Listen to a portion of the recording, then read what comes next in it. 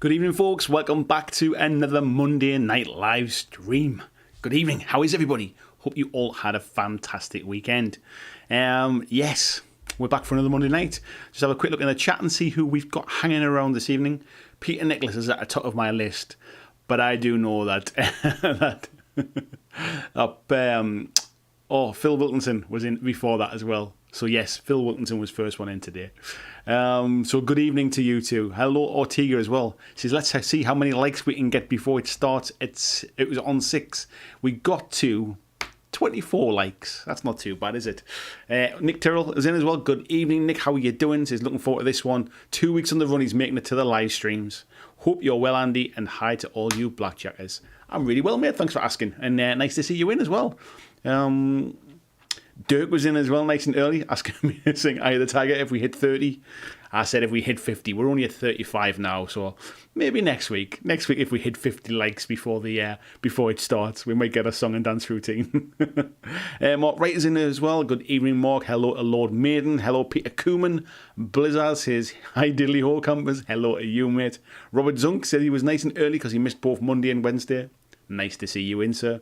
Yoakum is in as well. Hello, mate. How you doing? Jason Crandall, hello to you. Not a name I recognise, so thank you very much if you're new here. Nice to see you in the chat. Let me know a little bit about you. Christian's in as well. Thank you, Christian, for coming in. Krabby says, good evening, gang. How the hell are you all? I'm pretty good, mate. How was your weekend? How was the caravan? Did you enjoy a little bit of a break, mate? Lord Maiden says, for me, it's whether I want to melt whilst painting a Malifaux model or relax but do no hobbying today. It got muggy and now really warm still. It's a bit like that here, mate. I've got the window open to try and get a little bit of airflow in, but obviously with all the lights and stuff on, it soon warms up. So if you gradually see my head going redder and redder as the night goes on, you know why that's the case. Good evening all. Tony Howell, how are you? Krabby's got his 9th edition rulebook to try and figure out the narrative play section. Yeah, good luck, mate. Good luck. Good evening, Simon Parfit. Hello to you. Good evening, Busey as well. Different Gear TV. Seems like you're having a bit of a nightmare, mate, with your Indomitor set. I'm sure you'll get it soon. I'm sure you'll get it. Super Pumpkin Man, good afternoon to you, mate. How are you doing? Ortega's going to be a good one tonight. Look forward to the rewatch. Hello, Ortega, if you're watching this back. We've got Palmsy in as well. Says, evening, everybody. Hope you're all well. I'm pretty good, mate. Thanks. Jacob says, can't wait to hear about this topic. Yeah, for those that don't know, tonight's topic is the hidden costs of the hobby. Why minis are probably the least of your worries. So, yeah, we'll talk about that in a second. Luke Pryor says, not sure if you'll be in tonight. Might turn up in a bit. Having a bit of a rough time. Want to chill out. If you are listening to this, Luke, I hope you're well, mate. Please just kind of take your time, have a chill, have a relax, mate. I'm sure you've got it, mate. Whatever the issues are, I'm sure you'll sort it, mate. Mark Coxey in as well, saying he's going to catch up the stream tomorrow. Just wanted to say good evening and have a good one. Thank you very much, mate. Where's... I'm going to try not to say it. Barry Cliver says, yeah, Monday. Hello to you, Barry. Mark's just starting his Necron test model as well. Peter Nicholas says, Monday, better than the weekend.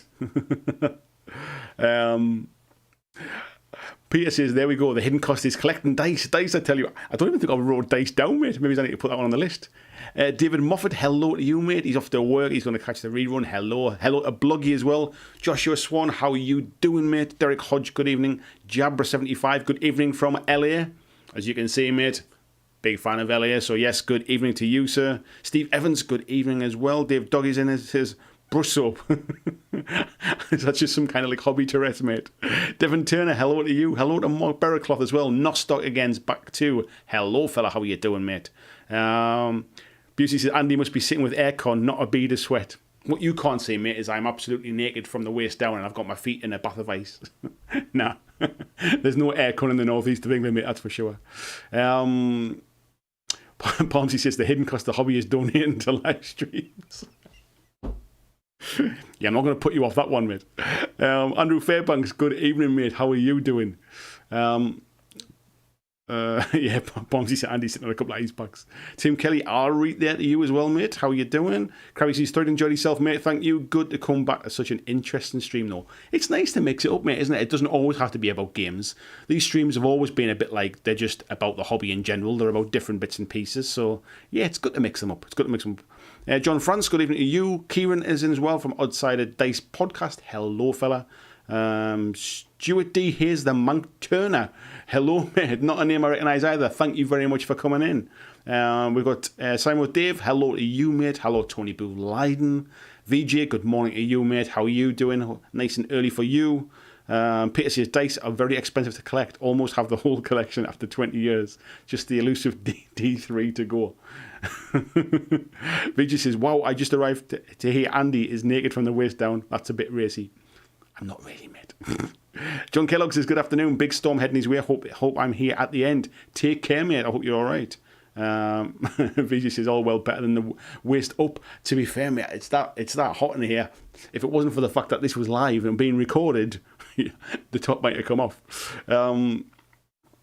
Yes, so lucky, you cheeky buggers. So good evening, folks. How are you all doing? If you're new here, if this is your first time here, please shout newbie in the chat so I know it's your first time.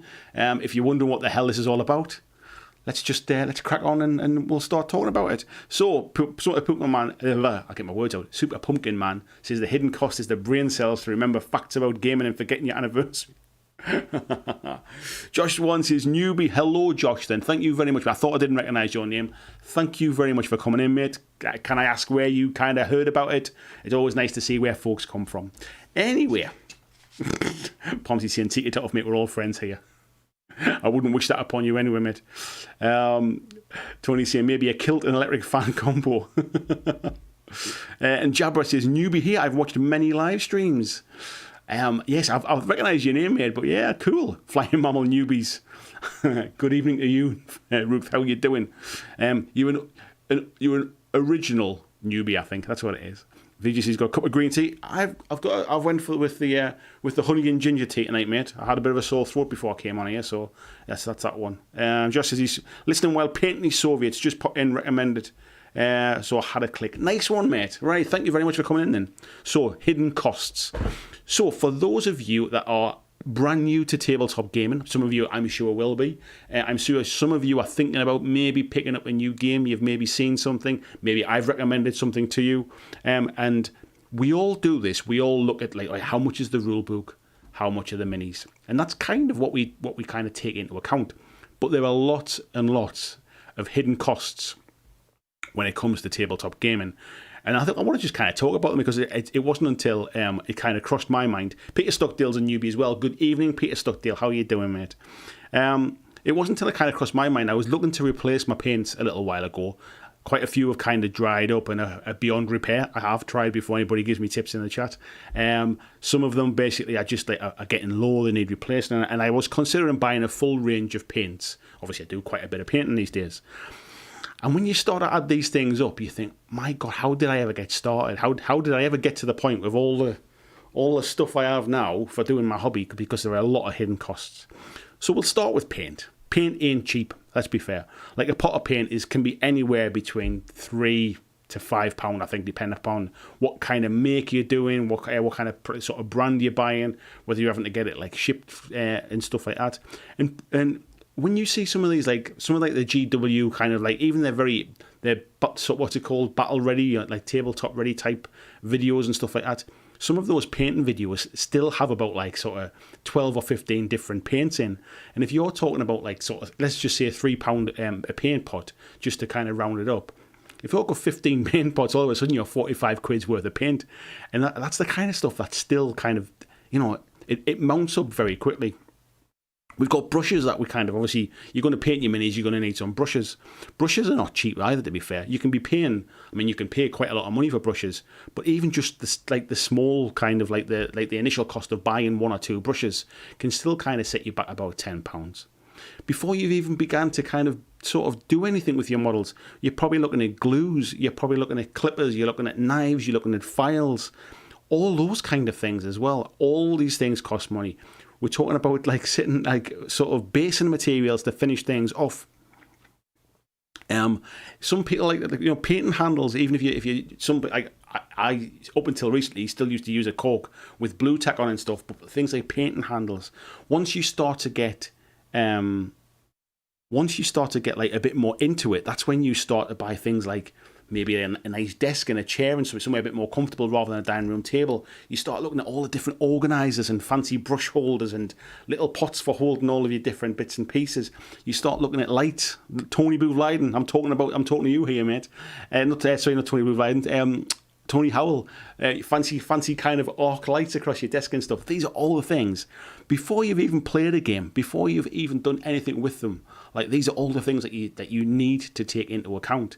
So if you're just kind of thinking about getting a tabletop hobby, I mean, some of those things are must-haves. You're going to need clippers for a lot of models. You're definitely going to need glue for a lot of models. Christian there saying, complete paint sets are a waste of money in my opinion. You won't use most of them in your time painting. The problem is, mate, I find it if I've got more colours, I use more colours. So I'll kind of pick and choose, and I'll do different bits and pieces. I've bought paint sets in the past, and there's not one colour that I've not used. And I just like the fact of having that consistency and being able to kind of replace the ones I like. Because if I just buy bits and pieces over time, they all end up kind of scattered all over. They're all in different states. They're all just like... I just find... my OCD doesn't like the fact that they all look different, if I'm honest. But it is different for everybody. I appreciate that. So these are just some of the things like kind of hidden away when you're literally just starting to pick up the hobby. Let's have a look here. Miniature Adventure says paints are $5 to $6 a pot. Yeah, I mean, I think off the top of my head, they're about £3 to £4 a pot, I think, in the UK. So that's probably about right. Miniature Adventures rule books, expansion books, as well as army books. I haven't even got that far yet, mate, but you're right. Stacey, I shouldn't be listening to this. My wife can hear. Sorry, Mrs. Evans. All of these costs are highly inflated, and this is not really what Steve pays. Lord Maiden says, I paint holding a model on the model base. I can't do that, mate. I get cramp in my hands. I can't hold the base and paint the model. My hands kind of cramp up after a little while. I've got to have something to hold them on. Andrew Fairbanks says, you just remind me I have a painting handle. Scott Longworth, good evening, mate. Jacob says, nice thing is a lot of those supplies are one-time buys or infrequent repurchases. They definitely are, mate. I mean, things like clippers and stuff will last a long time, and glues have to be replaced and stuff. But it's just, it's going from kind of zero to like, all right, I want to get into this hobby. What do I need? I'll just buy this box of models off the shelf. It's about £30. That'll be great. Okay, so I need this, and I need this, and I need this, and I need this. It's like buying. I'm looking at a camera. It's like buying a camera. All of a sudden, you need a battery for it, and a battery charger, and I need a memory card. And it's like all these bits and pieces before you can even get started into it. These are some of the things you need. So let's say at this point now that we've got our models going. They're all painted. We're ready to go and play a game. And in this current lockdown period, you might not be going to your local gaming store. And all of a sudden, you're now going to need some terrain. You're going to need a surface to play on, be that mats or boards. You might even need a table to play on. If your table at home is not quite big enough, you might want a kind of a sheet of sort of MDF or something to put over the top of your table. You might decide to buy a games table specifically for playing miniature games if you're playing like 6x4 games or something like that. These are all some of the things we kind of don't factor in. And especially if you're looking at picking up a new game, something completely different, you might have all of your paint and stuff and all that, and you might not be thinking about that. But if you've only ever played, let's say, Kings of War, for example, and all of your stuff is very much fantasy sort of based, and then you decide to pick up Infinity. Infinity is a great example. You decide you want to play Infinity. It's all very kind of sort of super clean, sort of anime, manga, sci-fi looking. Your fantasy terrain is probably not going to cut it if you're that kind of a gamer. You probably don't want to be putting down cereal boxes. And Infinity needs a lot of terrain. And even when you're first starting that game, like you'll get the best out of it by having a lot of terrain or a lot of sort of blocking line of sight type stuff. So sometimes these are things that we don't always take into account. So if you're thinking of starting a new game, or you're thinking of maybe buying some terrain or you're buying mats, thinking ahead really and thinking like, could I use this for other game systems? Like rather than getting a very sort of specific sci-fi mat that'll only work say for 40k for you, could you get something that was a little bit more like a desert mat that you could use for fantasy games, or you could use for sci-fi games, or you could use for kind of like games of the Walking Dead type stuff with a bit of terrain on, would it just look like a bit of wasteland or something? All those kind of things. Then let's just say you think, well, I'm never going to play at home. I'm always going to play down the local store kind of thing, or I'm going to play at events, or I'm going to travel for games. All of a sudden, somehow you need to transport all these miniatures and bits and pieces. You need to get them there. And this is when things can get expensive as well. If you want sort of specific sort of transport bags, things like battle foam, those kind of things. Arnold the Gans donated. Thank you very much. Hidden costs, no idea what you mean. Yes, mate. You're going to be looking at quite some money for like a decent bag type stuff. Even if you just want to go with like a really useful box, the big plastic boxes. You may be looking at like buying magnets to magnetize the bottoms, and then buying the sticky kind of metal sheets to line the bottom of the boxes. All these things just start to mount up, and the more armies you've got, what you tend to find is people tend not to keep unpacking and packing their bags. They kind of keep their bags packed with their army that they use. So when they get to a point where they've got multiple armies, they quite often have multiple bags. And that's why companies like KR Multicase, who do the foam sort of trays, so you can lift the foam trays out, and they have cardboard kind of carry boxes to kind of mix in and out of it. It's all the stuff that you don't really think of. If you're traveling like sort of anywhere, if you're going on public transport, or even if you're going in the car, to be fair, you want something. You've spent all that money on these miniatures and all this time and money painting them up.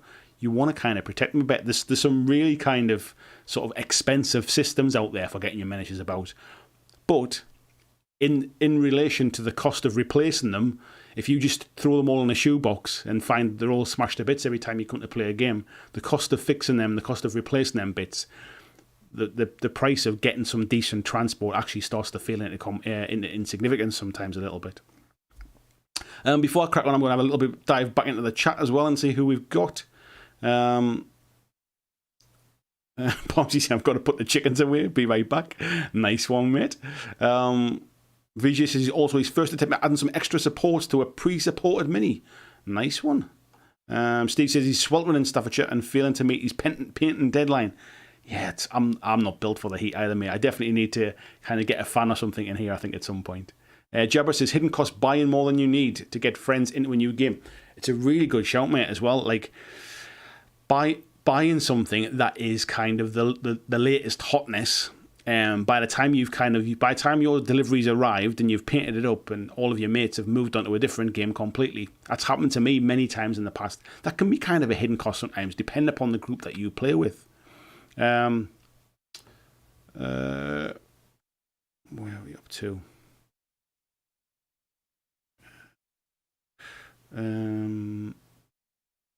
Lord Maiden saying, the model base. Yeah. I honestly, my hands kind of cramp, as I was saying before. Brian saying, good evening, mate. How are you doing? Nice to see you in. Hello to Daniel Engel as well. Arnold says, sorry, I'm here. You were definitely here, mate. I saw that donation come through, so thank you for that. Much, much appreciated. Right, where did we get to? We got 2. VJ saying, sorry, that was me. 2. Krabby says, I think this is the case for everything though, Andy. Just start basic and get better stuff as and when.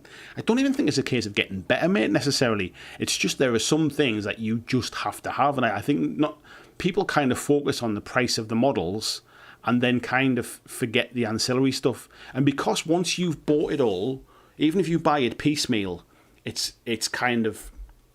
It tends to be top up like this paint's run out. I need to get this paint.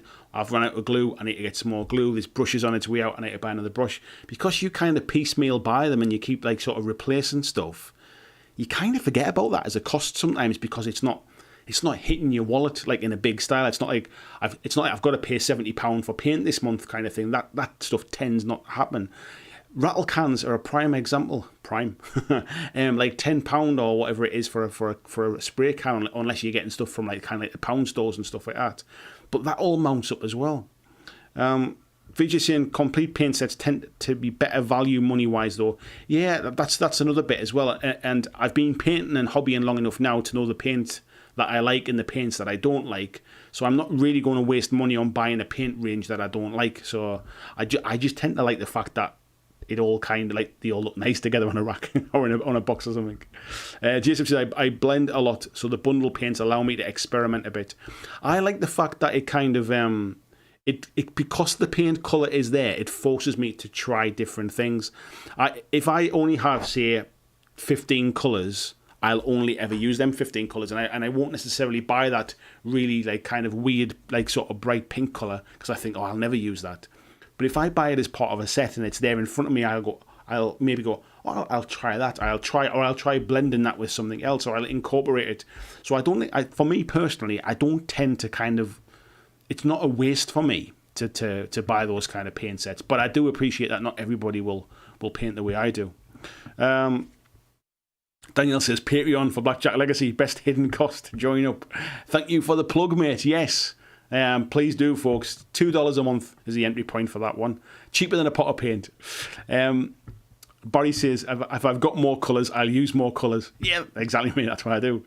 Super Punkerman says, the hidden cost, storing and housing the boxes of models, paints, terrain, pieces, tools.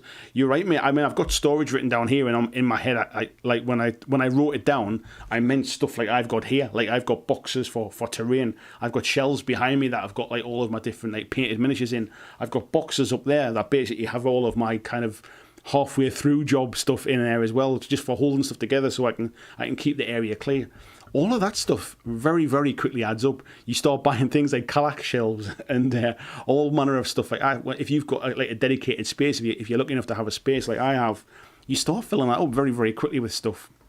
Matthew Wilkinson, good evening to you, mate. How are you doing? Arnold saying paintbrushes, dice, glue, and donating dollars to YouTube guy. Thank you, mate. I am still cheaper. I bet it's still the cheapest hobby purchase you've had this year. VG says, I've mostly been a Citadel, but I did start with that big Citadel paint set and box for like $300.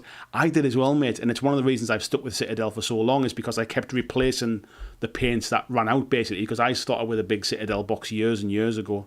I'm going back like probably 16, 17 years ago now. Lord Maiden says, my hands don't like painting handles too much. I tend to just hold the model. I think it's whatever works for anybody. I mean, it's definitely the best way to do it. But for me, if I'm holding it like on a base like that, and I'm batch painting stuff, I think it becomes like kind of like tense across the backs of my hands. My fingers cramp. Holding those red grass painting handles for me has been the perfect solution. Andrew Fairbanks says, airbrush and ventilator, nice one-time cost that goes the distance. If you're going to be doing a lot of painting, an airbrush is a money saver, really, because you will spend over a period of time, you'll spend a lot less on an airbrush and paint than you will do on rattle cans if you're doing like, especially with terrain and stuff, or you're doing like lots and lots of priming. You'll definitely save money in the long run. It might take a little while to save that money, but if you're at a point where you've been in the hobby for a while, and you know it's for you, it's a money saver as well as the fact that actually it gives you some nice effects as well. Busey says cocktail sticks are a good starter before buying brushes. Nice point and good for detail. It takes ages to paint models though, mate. Krabby says there's very little improvement from a £3 brush to a £10 brush in terms of end product. I disagree with that a little bit. I think there is a lot of kind of mistruths spoken about brushes, and that like the really expensive brushes will make you paint better and stuff like that. I don't think that's necessarily the case, but a good quality brush, and that's not necessarily linked to price, but a good quality brush will hold its point better, will give you more control over it, it will hold the paint better in the body of the brush, and it won't, if you look after it, it won't wear out so fast either. So I think there's definitely there's a point where if you're using cheap brush, I've bought cheap brushes from Amazon purely to try and see how long they last, and what I found was they were great at the start, but very quickly they lose their point. They start kind of splaying and things like that, so you end up buying them more often to get the control over them. So I think once you find a quality brush for the right price, you that's the best way to be. But I wouldn't. If I was buying £3 brushes, I'd buy more than 3 times as much compared to kind of like a better quality brush, if you like, I think. Maybe I'm heavy-handed with them. Maybe that's why. VG Singlide did. Yes, I've bought more paint, but got most of what I need in the first buy. Yeah. Scott's in there. Painting table, chair, figure, carry case. Yeah, definitely, mate. I don't know whether I said that before you wrote that down there, but it's all. I mean, having a good chair is important if you're doing a lot of painting. Like sitting at a dining table chair for long periods of time. actually isn't good for your health. It's not good for your posture. And you will end up with a bad back over a period of time. Even just sitting at a desk that's the wrong height, if you're hunched over painting because the desk is too short and stuff, it makes a big difference. Peter says, I just bought a basing set, then realised I needed grit, rough, middle and fine, extra PVA sand and flock 3 types, then some flowers, all in the month that I got Invictus. I tell you what, I'm pretty simple when it comes to basing. I'm much more a kind of cork and sand kind of guy. I do a little bit of grass flock now and again, but I tend not to get too adventurous in general. I quite like some of the GW basin sort of what they call technical paints. I quite like some of those as well. But that tends to be my go-to really when it comes to basing. I like the base to look good, but not to distract from the mini really.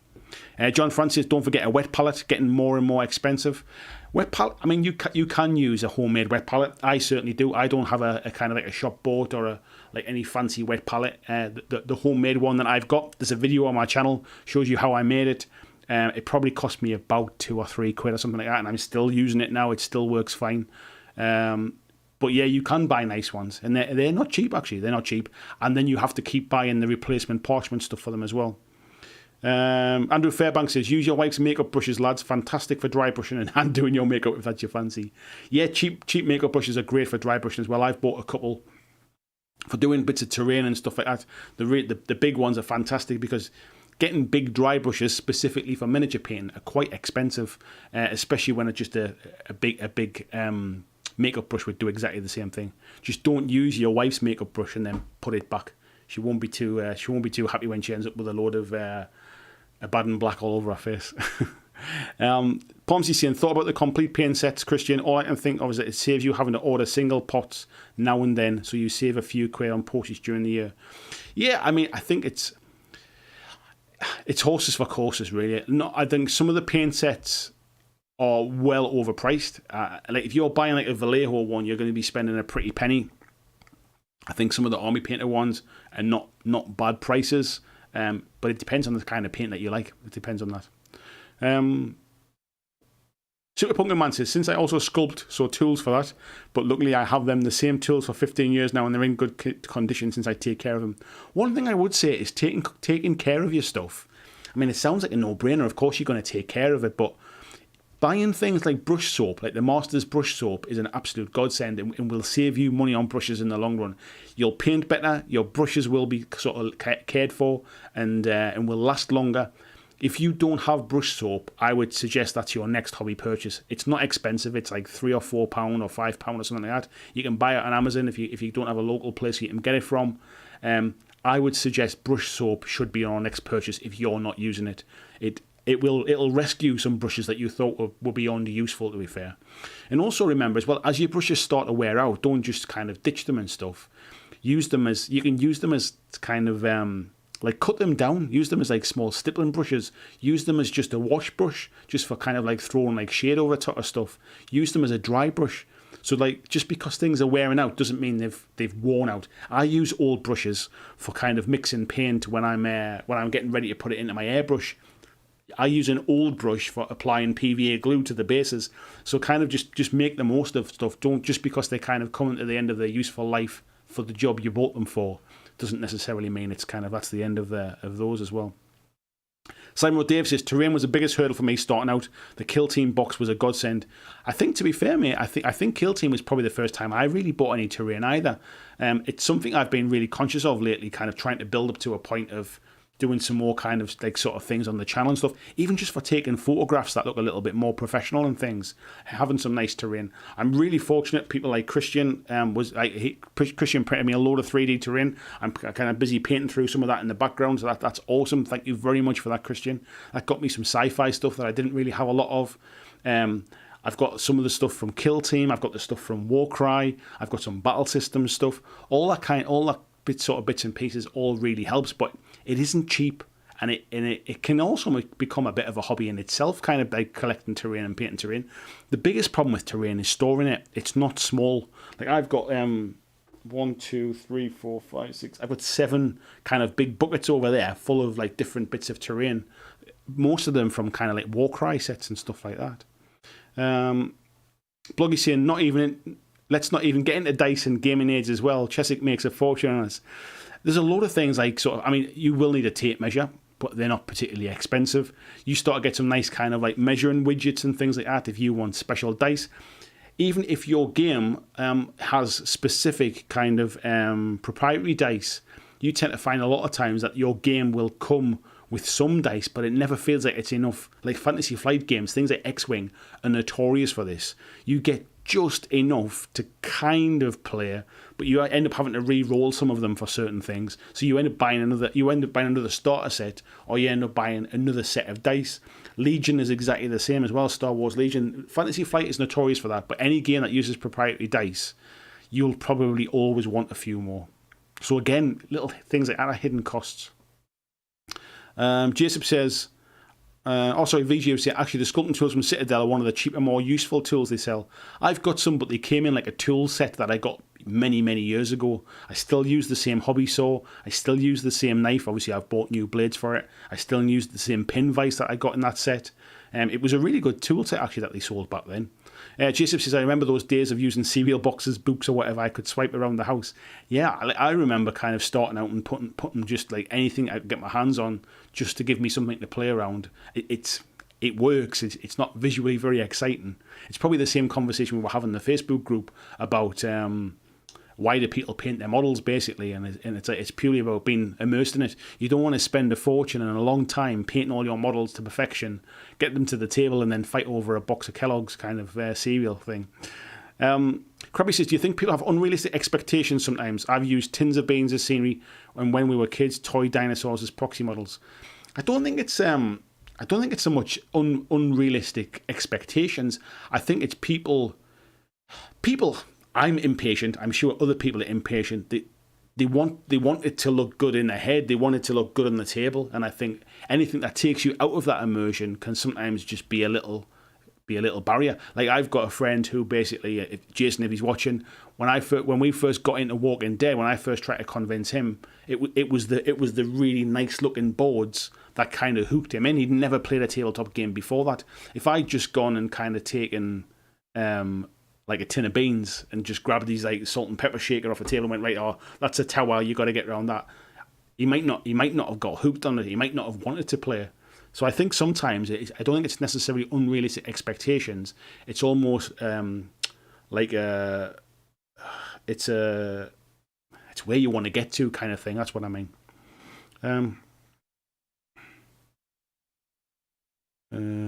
Where are we at? Vijay saying, I only game at home, so I get around transporting minis.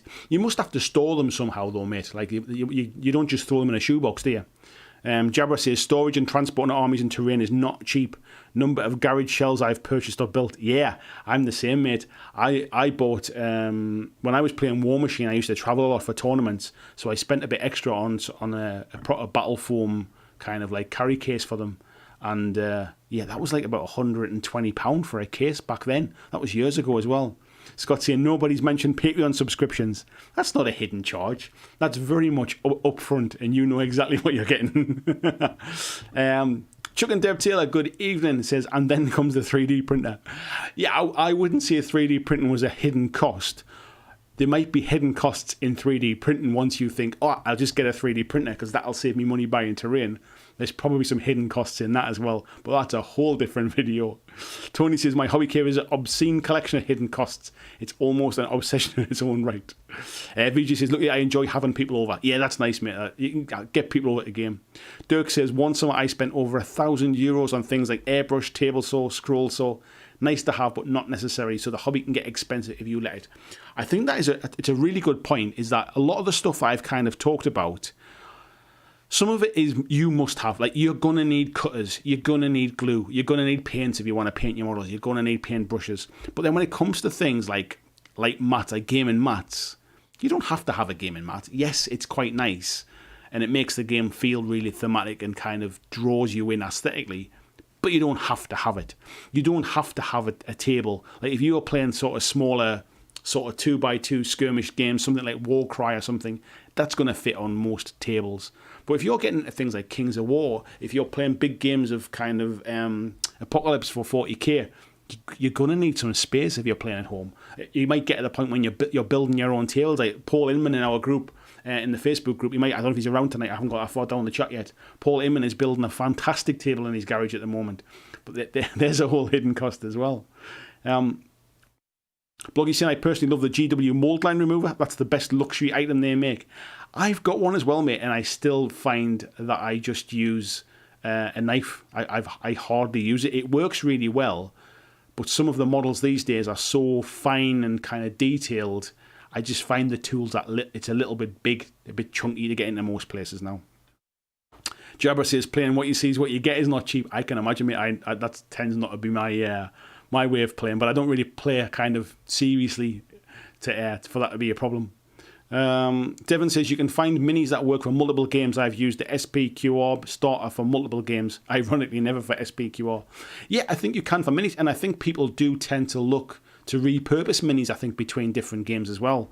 But I think when it comes to terrain and stuff, it's sometimes an afterthought. You've got the game that you love, and you want to buy a load of like terrain and make the game look good. And I think sometimes, not for everyone, but sometimes thinking, can I use it for other settings,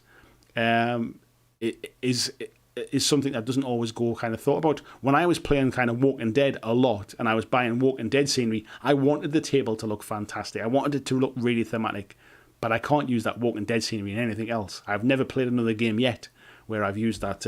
I know I could, but I haven't, and I don't. So, Barry says, soup cans and cracker boxes work just fine. It's all in your mind's eye. I think, to be honest, mate, I think like using soup cans and cracker boxes, but like painting them and like decorating them and stuff is a fantastic kind of, I think it's called like kind of like trash hobby. Is a great way to kind of make the tables look good for a fraction of the price. VJ is saying, what you see, what you get is a mugs game. I think it depends where you're playing and who you play against. Some people are quite sort of quite funny about that kind of stuff. Certainly not the people I play against, but some people are. Daniel says, loving these Battlefield Magna racks. I only one back to use now. I've not seen them yet, mate. I think I've heard of them. I've not really seen what they're like, but you think they're worthwhile, mate? Andrew Firebank says, I told my wife, if I ever get you so mad you decide to get rid of my collection, do us both a favour and at least sell them for me. Apologies, I spend a bit on podcast Patreons and audiobooks, actually, and that's hobby related. Yeah, I don't see that necessarily as a hidden cost so much. When you get in, well, maybe it could be, when you get into the hobby, I don't think it's necessarily something that you never realise that you'd have to spend money on to do your hobby.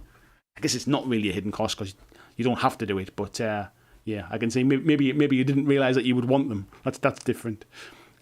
Paul Inman, speak of the devil, there he is. I just saw his name there, mate. Yes, your table is looking fantastic, mate. Vijay says, always play Rule of Cool. Cheaper and better looking minis. Rule of Cool conquers everything, mate. It should always be about Rule of Cool. David Delaney says, oh no, I'm late. I'm back to work. I'm sure I'm missing most of the Monday streams. David, if you ever pop your head in, mate, that's more than enough, mate. And you can always catch up with them afterwards as well. That's cool. Super Pumpkin Man says, a gaming box to house models is crazy. Me and my friend are working on a custom box for my armies. It depends if you're traveling with stuff though, or keeping them just keeping them secure. Like if you've got little ones around the house or anything, you've got pets, you don't want to leave stuff lying about. William Jones, hello William, how are you doing? He's saying $300 plus A case. I've heard of the A case ones, mate. Yeah, they're the ones with the metal kind of cage thing inside, aren't they? Peter Cooman says, so still about the dice, or he would have done if it hadn't jumped off the top of my screen. I know you all like that when I say that.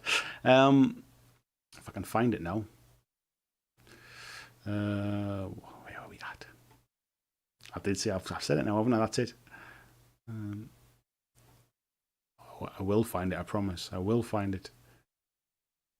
Wow, that's a lot of chat. Busy. Keep the chat coming tonight, folks. I will catch up with it, but keep it coming. Peter Cooman says, still about the dice. Any of you guys also buy coloured dice to match your army colour? Yes, I used to a lot, mate. I used to always buy dice to match my army. if I was painting a new army, I would buy myself some new dice to go with them as well. It was just like a superstitious good luck thing. Devon Turner says the big GW games definitely strike me as lifestyle games. You're investing your money and attention to a single system. Definitely has its fans, but it's not for me. I agree, mate. There are certain games that are kind of lifestyle games where you basically, once you get in deep, it's at the cost of all else, really, type things. Pomsey says it's his 40th birthday soon, so they're on my mind as a potential gift. Fumble says, hidden cost, buying a new house to fit all the display shelves. That really is a hidden cost, mate, isn't it? Scott said he's planning his third 40k army now, flying through them, mate. James Brake, good evening, mate. Says, biggest hidden cost Patreons for weird northern fellas on the internet.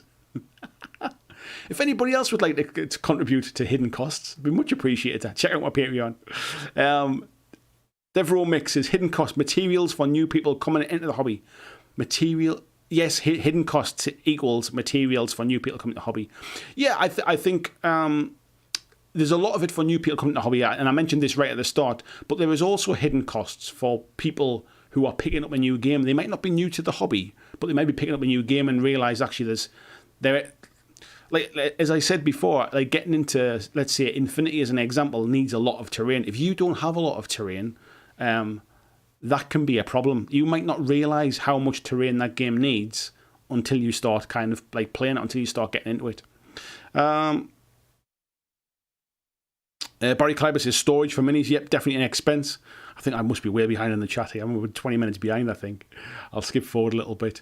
And I'll pick out any names that I haven't really seen anything from them yet as well. Paul says, I don't really want to blame social media. I've known I wanted an awesome gaming space since I was in my teens, but I also accepted that achieving that was part of the hobby. No, I don't think it is made to do with social media.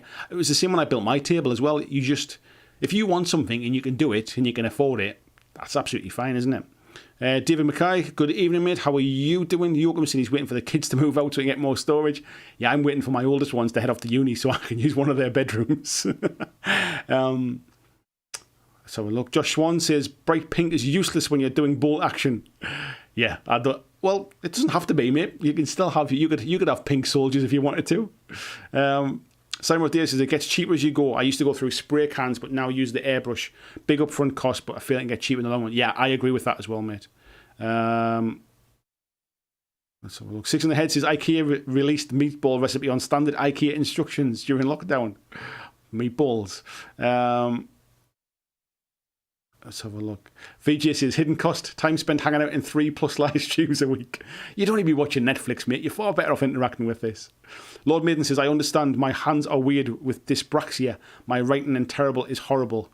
I know all about dyspraxia, mate. So, yeah, I can imagine one of my sons has a bit of dyspraxia as well. And his writing's not great either. So, yes, I can completely understand exactly that, mate. Robert Zunk I used to buy 1 tube of super glue, now I buy 4 packs of 3, sometimes more. I've got to the point where I need to start having like a backup super glue for when one super glue runs out, because you can guarantee it'll run out in the middle of doing a job. Let me skip ahead a little bit and do a bit of catch up. Phil Tollers, good evening. He says, not everyone has the room or ventilation for an airbrush. No, I agree, mate. Not everyone has the room to have a kind of dedicated painting space. Not everybody has the space to kind of just to have all your hobby stuff kind of out on display and things. So it's not for everybody, but it's a case of like if you can have the space for an airbrush, it definitely it's worth it in the long run, I think, if you're doing a lot of stuff. Paul Lehman says cheap brushes are a massive false economy. Switching to Winsor & Newton 7s was the smartest move I made. I get up to 2 year out of a brush. Yeah, it's kind of what I would say is that basically I think there's a law of diminishing returns. There's a point where you can spend like tens and tens more pound on brushes and probably not get much improvement, but there's definitely a point where it kind of jumps in quality from kind of like 20 brushes for £5 kind of thing. Andrew Fairbanks says you need one really nice brush for tiny details. If the first brush you reach for to paint a model isn't one half falling apart, the other half stuck together, you're doing it wrong. A good quality size 2 brush will get you 95% of your stuff painted. If you get a good quality one, it's nothing to do with the size of the brush. A good quality one will give you a really fine point, but a size 2 will hold enough paint to do bigger jobs as well. If you only buy one paintbrush, I would recommend a size 2 every time, but a good quality size 2 brush. Pomsy says, I stick to the £2 brushes personally, AK or ammo, stuff like that. It's whatever works for you, mate. I'm not suggesting it's wrong to have those ones. I just find that if you're doing a lot of painting, they wear out a lot faster, and it becomes a bit false economy if you're buying lots of them. If you're not doing a lot of painting, it's probably irrelevant in that case. Andrew Fairbanks says 100 watching now. Yeah, we were just over 100 a little while ago, mate. I think we peaked out at about 113 at one point, just after 9:30. So that's not too bad going, is it? That's all right. Super Pumpkin Man says I go a little crazy when it comes to basing, even if I try and keep it simple. Bloggy says you hit over 50 likes as well. Yeah, it had to be 50 before the stream started, mate. Otherwise, you wouldn't get a sing-song. 100 viewers and only 67 likes. I'm sure some of you can give that a thumbs up for me. Palmsy said, don't even use normal soap, mate. Michael Burke, good evening, mate. Brush soap is awesome. Highly recommended. At least I know where I'm up to now, mate. Tornado alert in Chicago. Take shelter, says Barry Kleiber. Take care, mate. I hope you're well. Glenn Griffin, he says, have you mentioned rules as a hidden cost? I haven't, mate, yet. I haven't even gotten to that. I'm still kind of on the bits and pieces, just a hobby, not even playing games yet. Jacob says, does Dawn soap work? Never tried it. I tend to use a bit of, before I had proper good brush soap, I used to use a bit of hand soap, when you get the kind of the sort of bottles with the pumps on the top with a bit of hand soap. Or even just try a bit of hair conditioner if you use conditioner. That will help your brush better than nothing at all. But yeah, for the price of some brush soap, I would just suggest buying it. Michael said he prints his terrain on his 3D printers. David says he loves using old brushes for battle damage as well. Yeah, that's fantastic, mate, isn't it? Chuck and Deb Taylor says local hobby store runs paint special every Friday. Vallejo standard pots, $3.25 US. Support your local shop. Yes, mate. That's it. I wish my local shop did that one. Christian, thank you for sharing the Patreon link there as well. Thank you very much, mate. I'll skip ahead a bit. John Estel, good evening to you, mate. He's just got in from rolling some dice. They were very much in my favour. Victory for the Fishmen. Nice one, mate. Nice to see you win the game. Let's have a look. Tornado sirens going off. Barry, I hope you're okay, mate. Stay safe, buddy. But yeah, says Peter Nicholas, there's a cost. It's not a hidden one, but it's cost.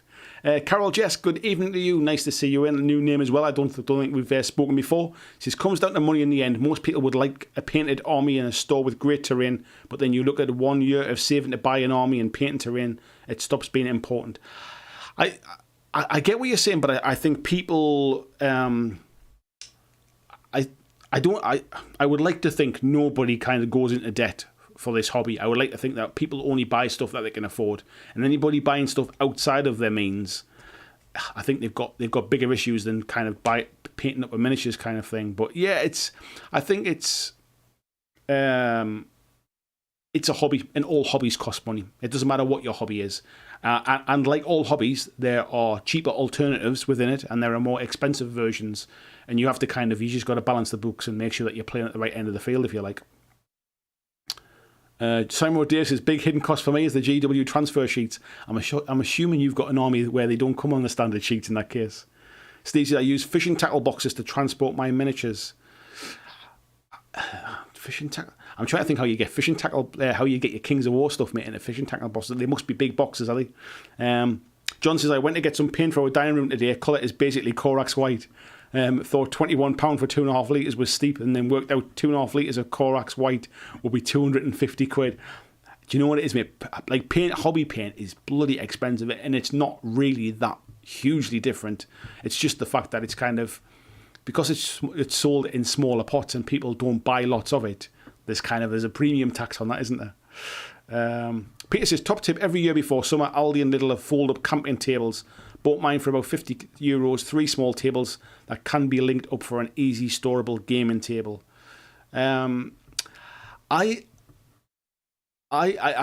think sometimes that's false economy to buy 3 tables I'm assuming, do you mean you bought 3 for €50 or €50 each? Because if you've bought 3 for €50 each, you can get a gaming table for less than €150. Paul says there was no hidden cost with his tail and knew it in advance it wouldn't be cheap. Yeah, that's it. That's absolutely it, mate. I'm kind of like, I wasn't saying that your table was a hidden cost. I'm just saying that you might get started in something and then realise you don't have a space big enough to play it, and that there might be costs involved. Come on, good morning to you. Again, another name I don't recognise. Nice to see you in here. Let me just say hi, hello, if you're a newbie in here as well. Most extreme noob, I assume you're a newbie. It says rule books, you end up throwing a lot of cash updating to the newest rule books. We'll come on to that sooner. I've got all my notes and stuff tonight, and on the back of this, right at the top, rule books updates. We'll come on to that one in a second.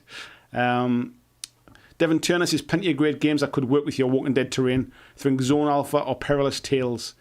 Yeah, but then I've got to then go and buy more rule sets. That's a hidden cost just to use the terrain I've already got. They're also not necessarily games that I'm kind of massively sort of interested in as well. Because I mean that's more important to me. Like, there's no point in me kind of getting rule sets for games just to use. If I was just wanting to use the terrain, I just play more Walking Dead. Where are we up to here? VJ says, I need a Blackjack Legacy Rule of Cool t-shirt. I'm sure we can manage that, mate. The Palms is just saying that you got to buy into a whole nother game, which is more money. VJ says, I get loads of comments on my Nevermind the Moldlands t-shirt with people thinking it's a Sex Pistols shirt, and I tell them to look closer. Yeah, I like that design, mate. It's one of my favourites. Carol says, no one tells a noob that table reserving is $2. Books 2 and back $4, toolbox $30, and all the rule books split into 3 or 4.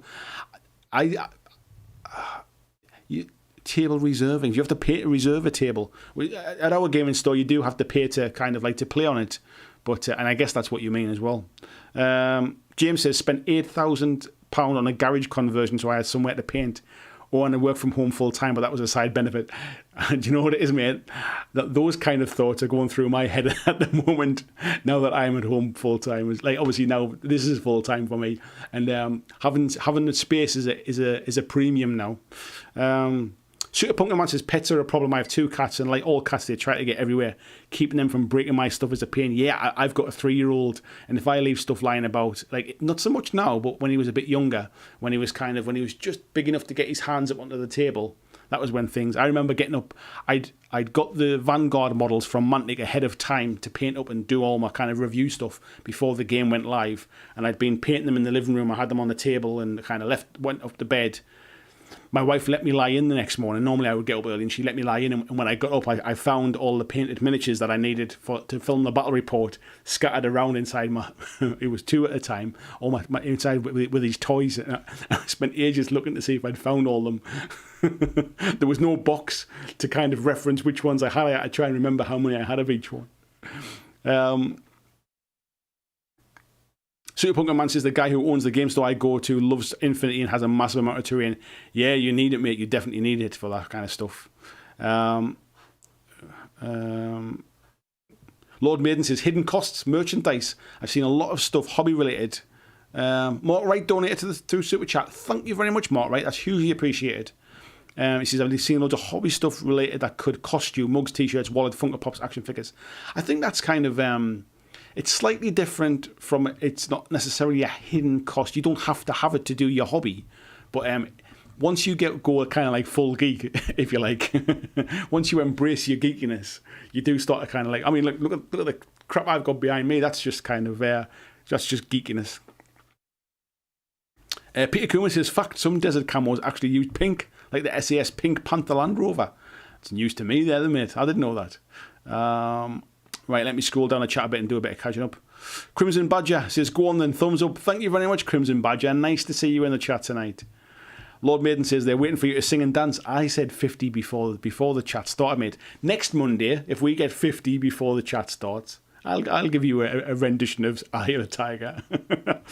Jim's saying, rattle cans are definitely where I've been the most surprised. I should spread out of Citadel.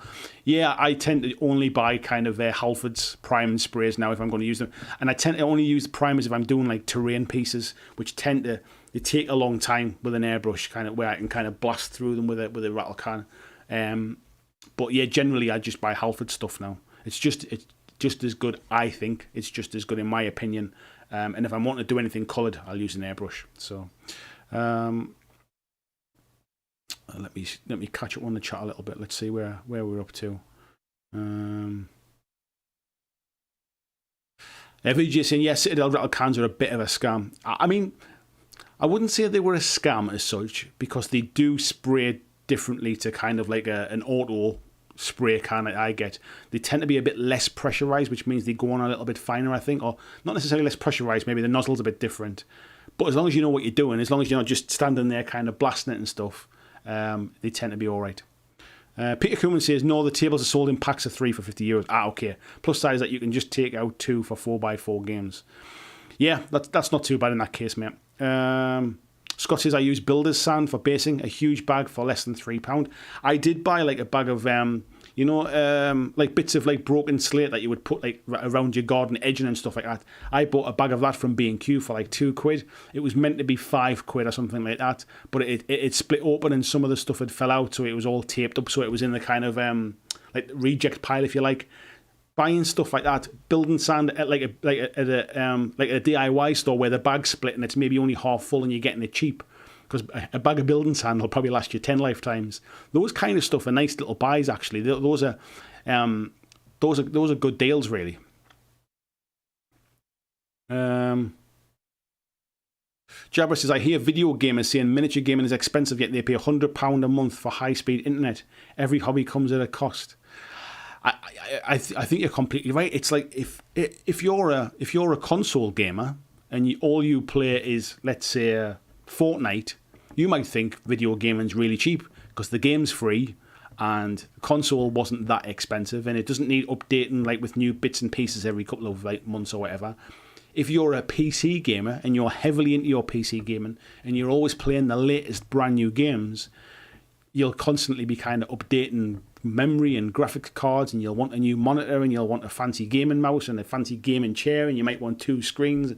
Every hobby has its extremes. You can hobby in our hobby for very, very cheaply if you really want to. You can buy models that are single-piece sculpts, that are coloured plastic, that you don't have to paint. If you pick up a game like God Tier, for example, I'm saying that because it's right down in front of me here.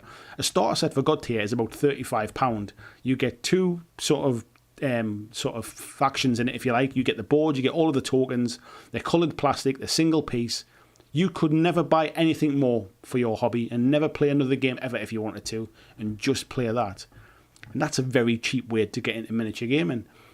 It might not be the most interesting, you might soon get bored with it, but that's like any hobby. I think any hobby, when you get into it, it's like when people go fishing. Like, you can just buy a rod and go fishing, but then people want fancy weights and they want fancy flies, and then they want this new reel and this new rod, and then they want a new bag. And it's the same with golf and stuff. Like, I think every hobby there is a minimum entry point, and then I think once you get hooked on it, to go with the fishing reference, once you get hooked, it's like then you start looking out at all the extra bits and pieces, all of the pimping your hobby out stuff that you see.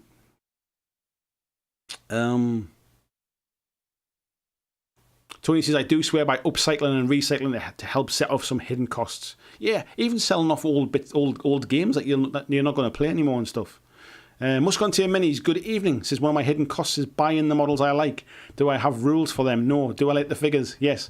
Now I have both figures and rules. Who stops at one army? Yes. That's not a hidden cost. That is that's been blindsided, I think. Super Punker Man says, Andy's rule of cool shirt needs to be a buddy space marine, giving the thumbs up. I like that one, mate. Peter Koeman, I have pets. Andy, yeah, I have a 3-year-old. They're very similar, mate. I was going to be a bit vulgar there, but I still have to clear up after I put it that way. Lord Maiden's having a chat with Jabra there. Flying Mammal, same at Tony Hamill. Recycle everything as a use. Yes. That's one of the well, it's a blessing and a curse, because I think as hobbyists we all have that in mind. We all go, I'll use that sometime, I'll put that in the box, I'll put that in the drawer, and that'll come in useful for something. I've got boxes over there that are full of it'll come in useful at some point stuff. Six in the Head says, well worth it, made for the money, never look back. Don't know what we're talking about there.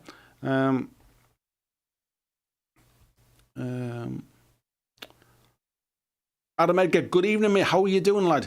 Or good morning to you, mate, I should say. He says, even 5 or 6 year olds touch your stuff if you leave it out. Oh, look, that's cool. Touch. Even wives touch your stuff. Even 40-year-old wives pick your stuff up and go, oh, what's that? It's like, no, don't touch it. I've just primed it. Andrew Fairbanks says, back in my day before COVID, is that going to become, is that now in BC, in the year 2020 BC before COVID? Or 2019 BC it'll be. We'd often end up at a pizza joint when the GW shop closed for a 30-minute break. 100% would never buy or drink food without a hobby.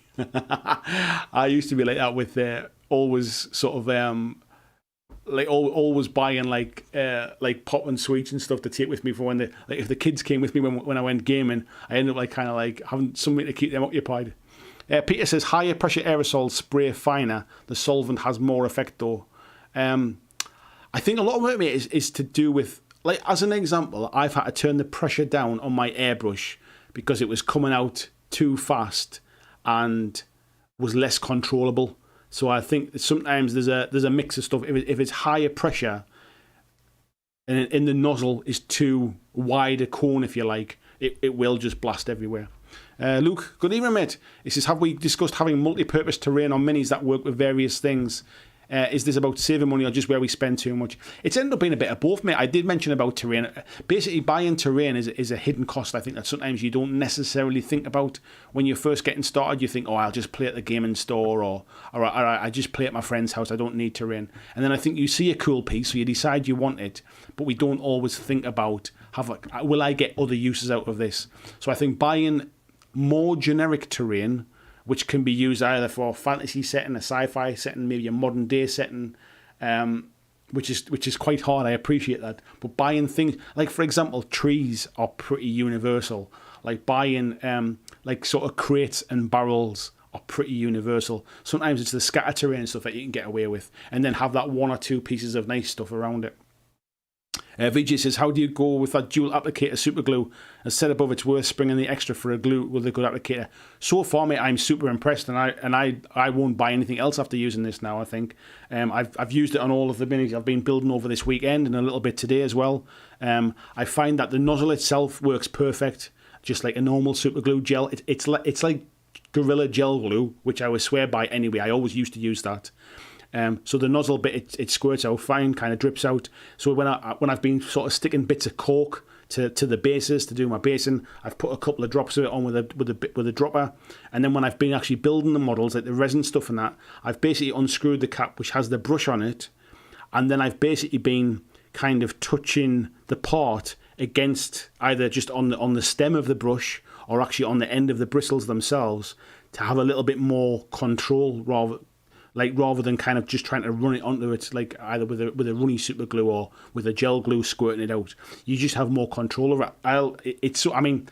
It might dry up after a week or something like that, so I'll need a bit more time to use it and stuff. But so far, mate, I wouldn't use anything else. If it continues to be as good as it is, I wouldn't use anything else after this. How are we doing for time? Oh, I'm catching up now. I'm only about 5 or 6 minutes behind the chat now.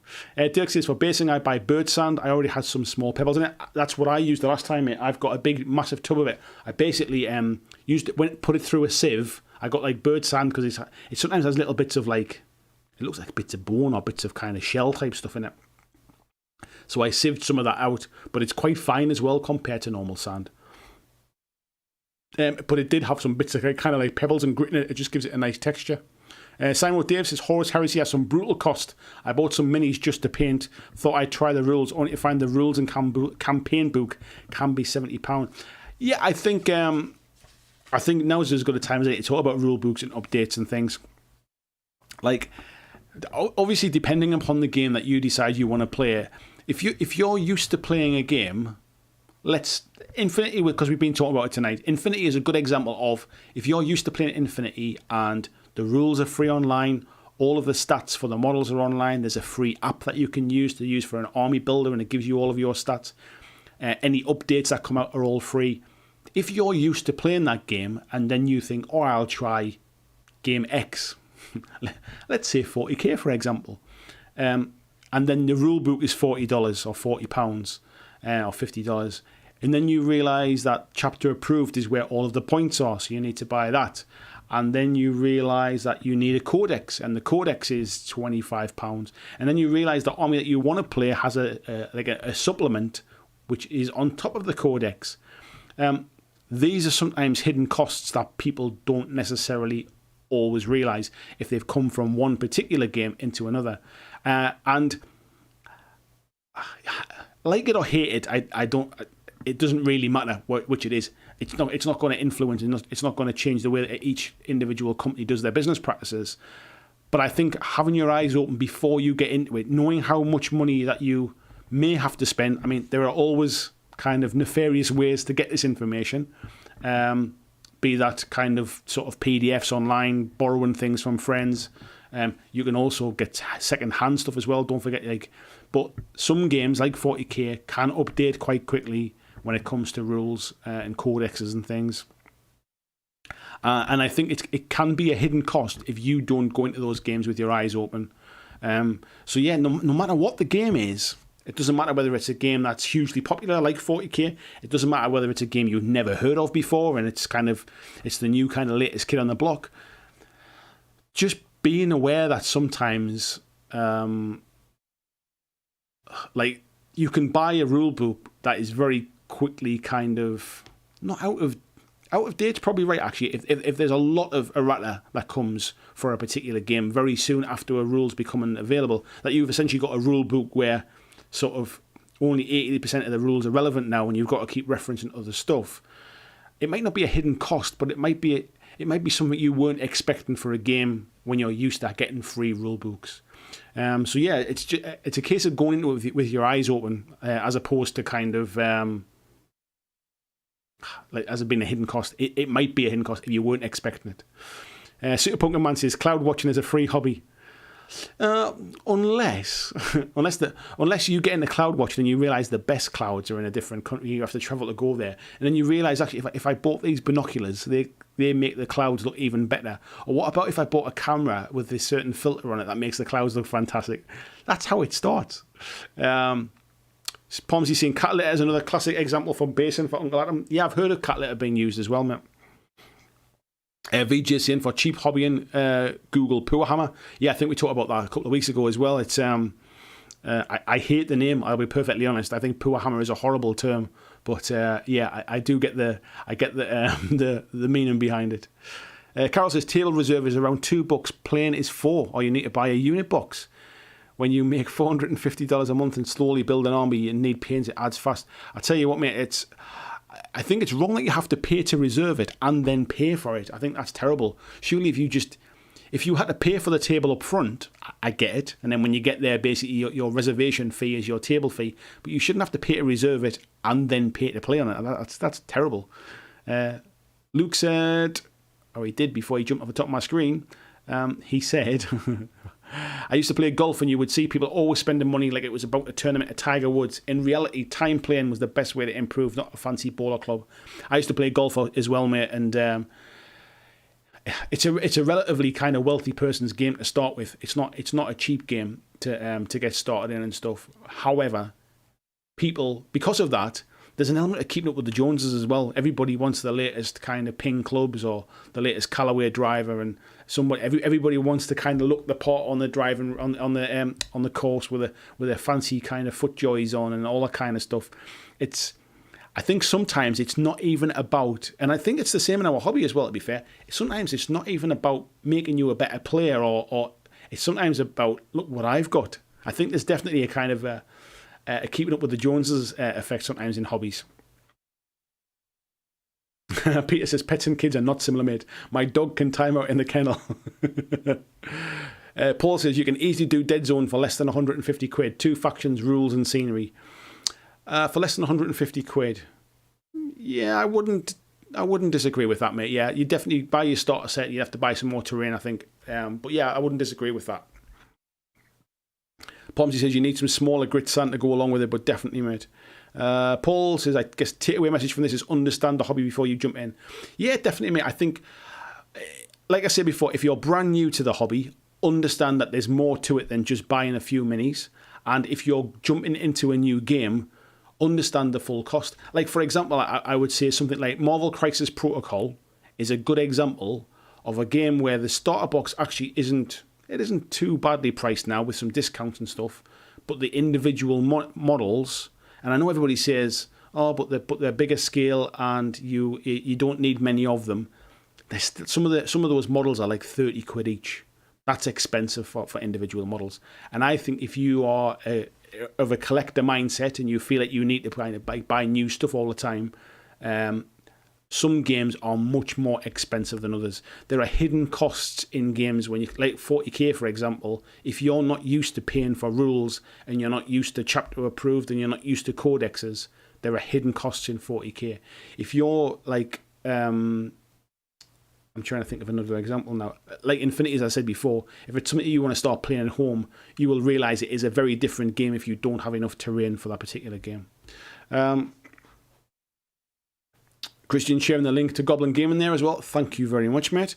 While talking about that, actually, if you haven't seen last Friday's video, which is the MDF terrain for Wild West Exodus, please do go and check it out. It might not be of interest to you as a terrain. You might not be interested in Wild West Exodus, but I'm particularly kind of proud of the video. I've really kind of put a bit of extra effort and polish into that video, and I'd really appreciate it if you just go and check it out and give me a bit of feedback, because as I'm trying to kind of get better at this, as you want to, this is my job now. I'm trying to do the best I can.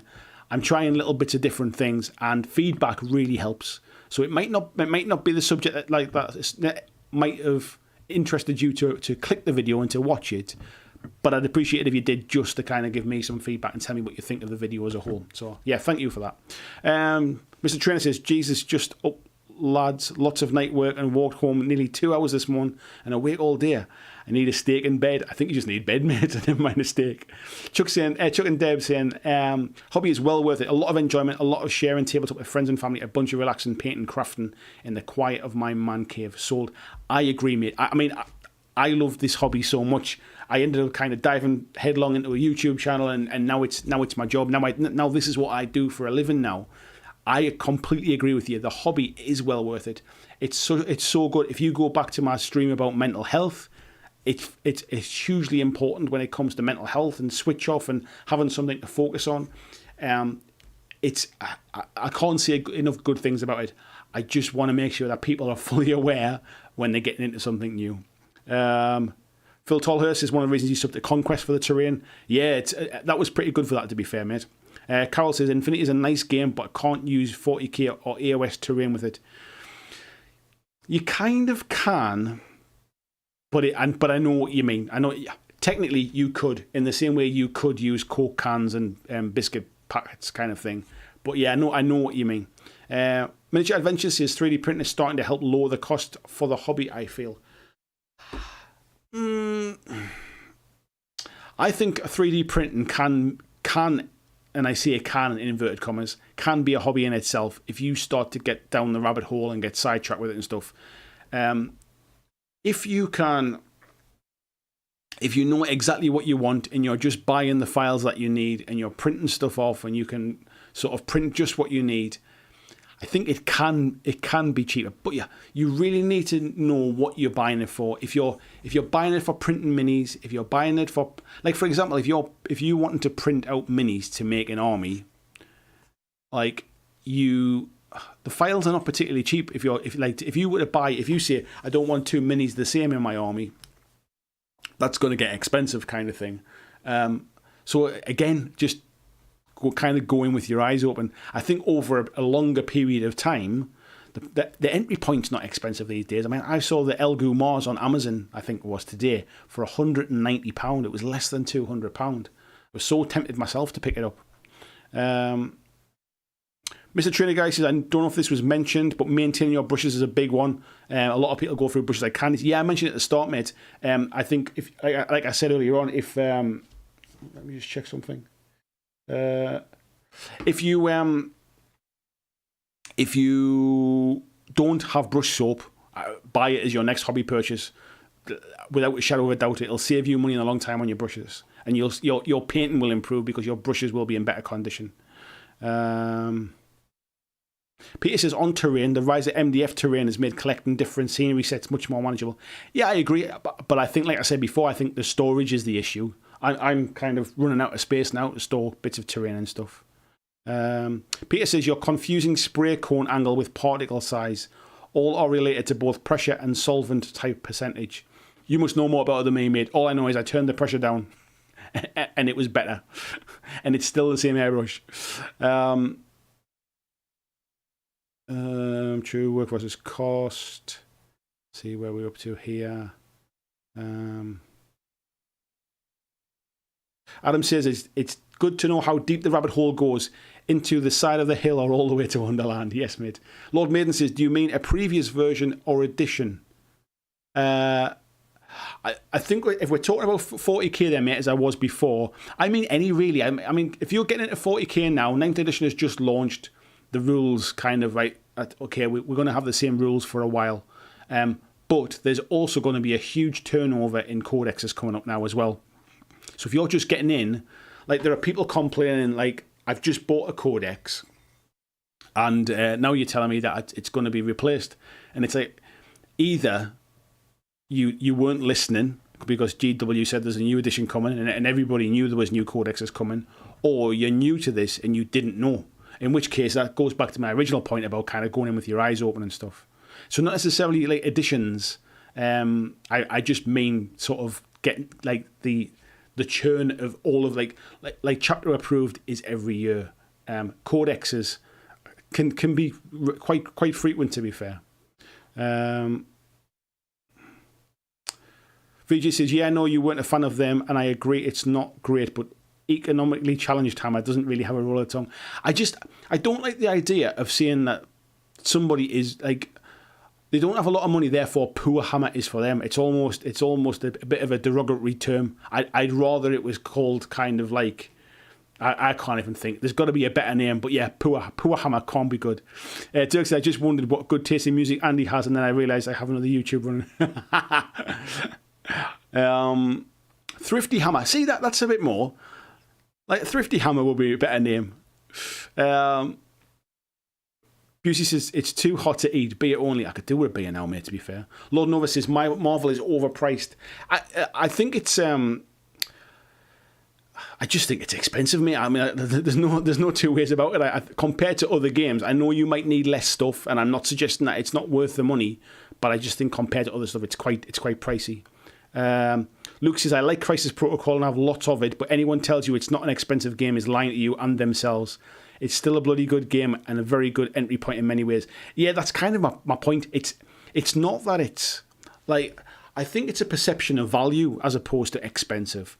Like, if I buy a box of Marines for 40k, it might cost me £35, okay? Let's just say. And that might be expensive to some people. But to me, I feel like I'm getting 10 Marines. I'm getting a new squad to play with. I've got hours of hobby time building them and painting them and putting them together and stuff. And I'll get some enjoyment from that. If I was to then go and spend that same £30 on one model for Marvel Crisis Protocol, I think I'd feel a little bit kind of shortchanged in the fact that I'm still going to get a model and I'm still going to build it and paint it and play the game with it. I think it's just a kind of a value perception overall. So just because you need less models shouldn't mean they're instantly more expensive. That's kind of the way my head is, basically. Pomsy saying, out of interest, who's currently paying for the 40k app? You don't have to answer. Obviously, I'm just interested. I'm not paying for it yet, mate, but I'm not ready to start playing just yet. Like, so, no, I have no intention of paying for it anytime soon. David Mackay says, in trying to resist getting some of the Wild West Exodus terrain, looks like really good stuff. I'm massively impressed with it, mate. Please do check out the video. I think it kind of shows it off just how good it is. And I mentioned in the video as well is that I don't think the pictures online do it justice. I think it could be marketed a bit better. There's some really, really nice sort of stuff in it that just doesn't get mentioned, like the fact that it's pre-primed, for example. Luke says, most of the ways to save money in this hobby involve a time investment, mainly on the terrain front. You can make terrain for peanuts, but it costs time. Yeah, and I think that's... It's the case in a lot of stuff, really, especially kind of sort of artistic type stuff. There's always shortcuts. Like you can like. There's always things. I guess if you like cooking, for example, if you like kind of baking and stuff, you can buy fancy machines to kind of like to blend your dough together and stuff. You can buy fancy sort of blenders and different kinds of kitchen aid machines, but you can do it yourself as well. It just takes more time and effort. GZip says that was a great stream. I think we're talking about the mental health one, mate. Yeah, thank you very much. Nostock says he's paying for the app. They gave a free month for the first few updates. Have brought it closer. I think I'd like to see it once it's got the whole list building and stuff in it. It's not a lot of use to me at this point in time because, like I say, I've not got my first game in yet, so it's not a lot of use to me at this point in time. But in the future, who knows?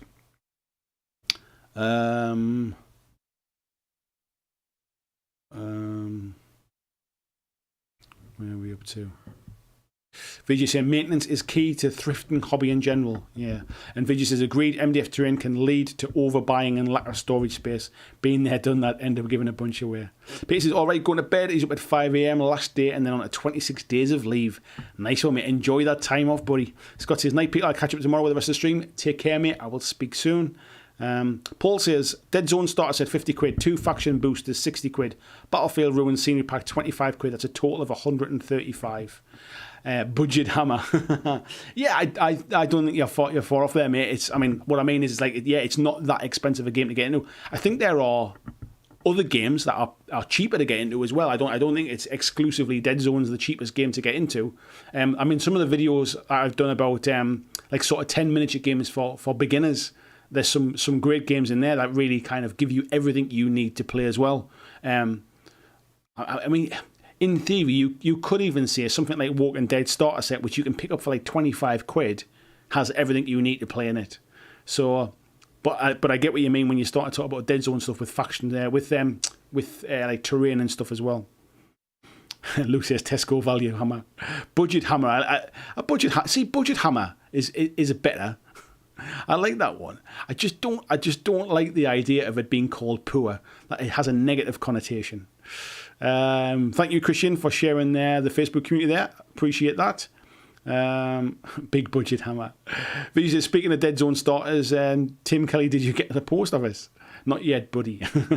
Jimmy G, good evening, mate. This is late in, so I hope this hasn't been mentioned. Frostgrave is a cheap game to get into, but yes, has loads of supplements that push the cost up, but they aren't required, so it's a cheap game to play.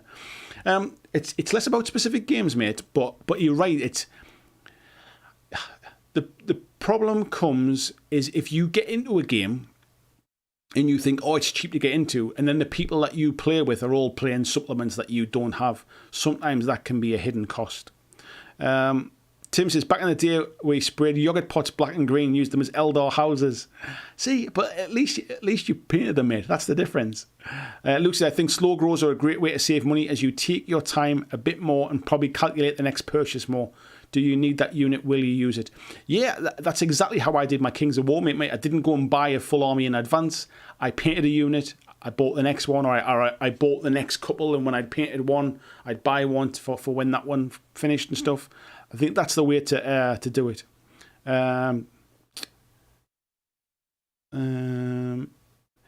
Dirk saying he started Frostgrave to use his old Confrontation minis I already had and end up buying more and more minis from different manufacturers because I found everything fits. So much for hidden costs.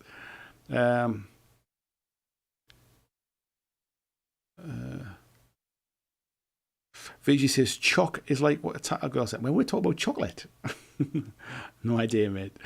Paul says, I won't lie, I would probably leave the hobby if I were limited to literally 2 factions of Dead Zone and nothing else. I love the game, but I also love painting, and Mantic doesn't always tick that box. Yeah, I don't disagree, mate. I think there are cheap ways into the hobby, but sometimes that's just enough to kind of wet your taste buds and to let you see all the other stuff that's out there as well. And then at that point, then this list of stuff all starts to become more relevant. Super Punker Man says, me and my friends made terrain out of Lego for 40... Right, I need to ask a question. Why does everybody except the Brits call it Legos? We call it Lego, no plural. Like, if you can have one piece of Lego or many boxes of Lego.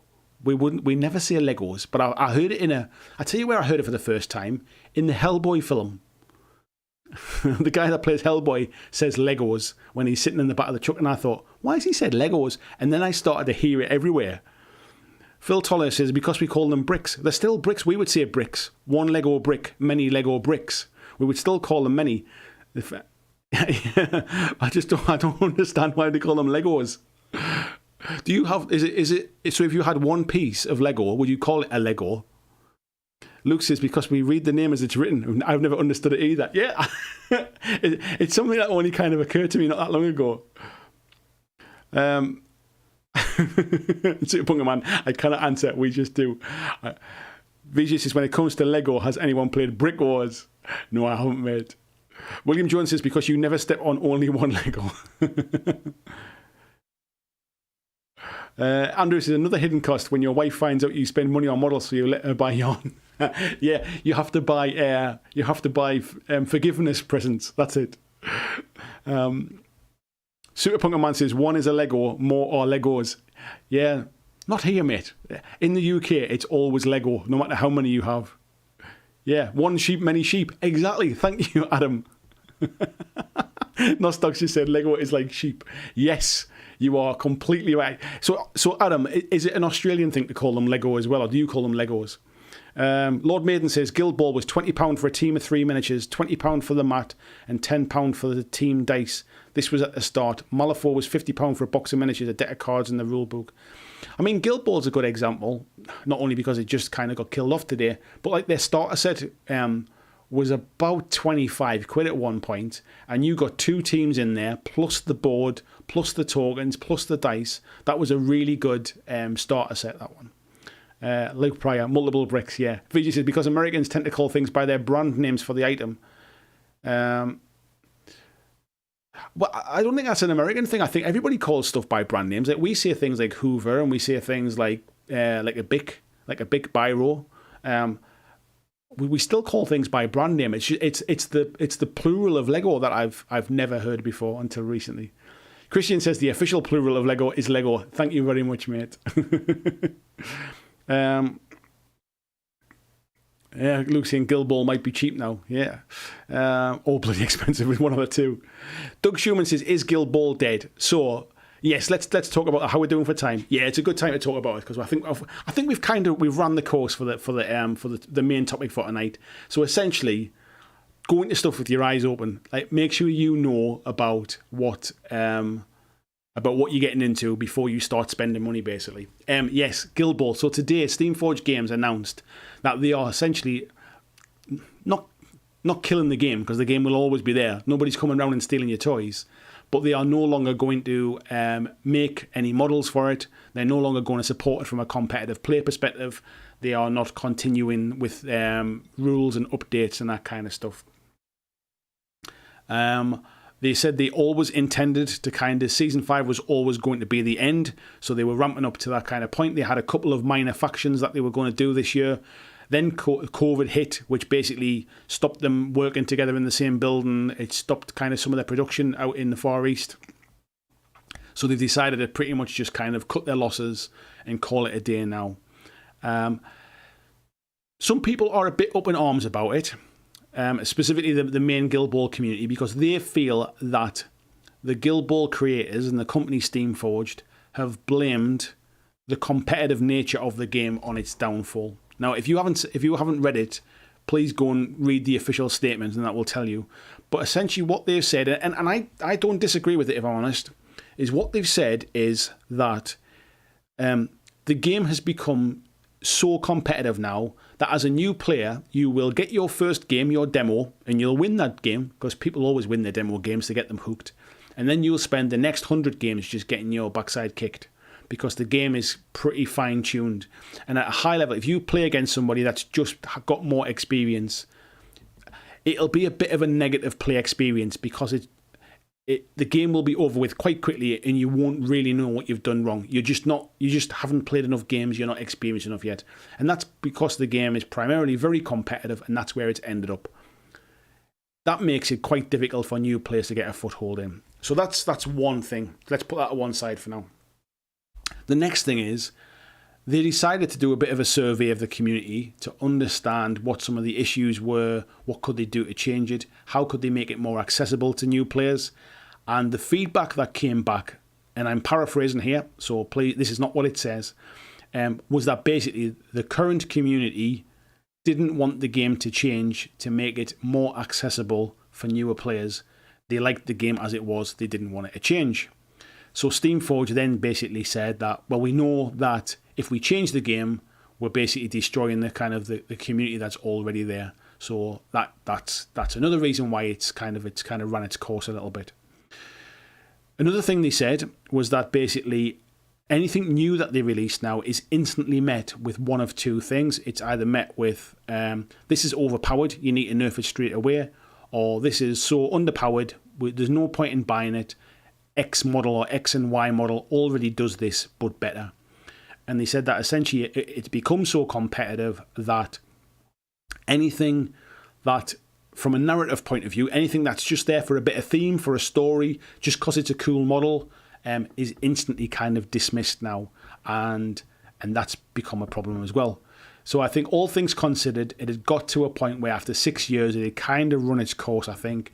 The product range is quite wide for a game that's not huge, and I think they felt it was just time to kind of to call an end to it and move on. So that was one side. That was kind of what come out in the announcement. Reading in the background and reading all of the community and everybody else and people that play the game and store owners, they're saying that Steamforge is their own worst enemy. The stuff was never in stock. They had loads of quality defects with the resin minis. That basically, if the game would have been fine if you just supported it. The release schedule was all over the place.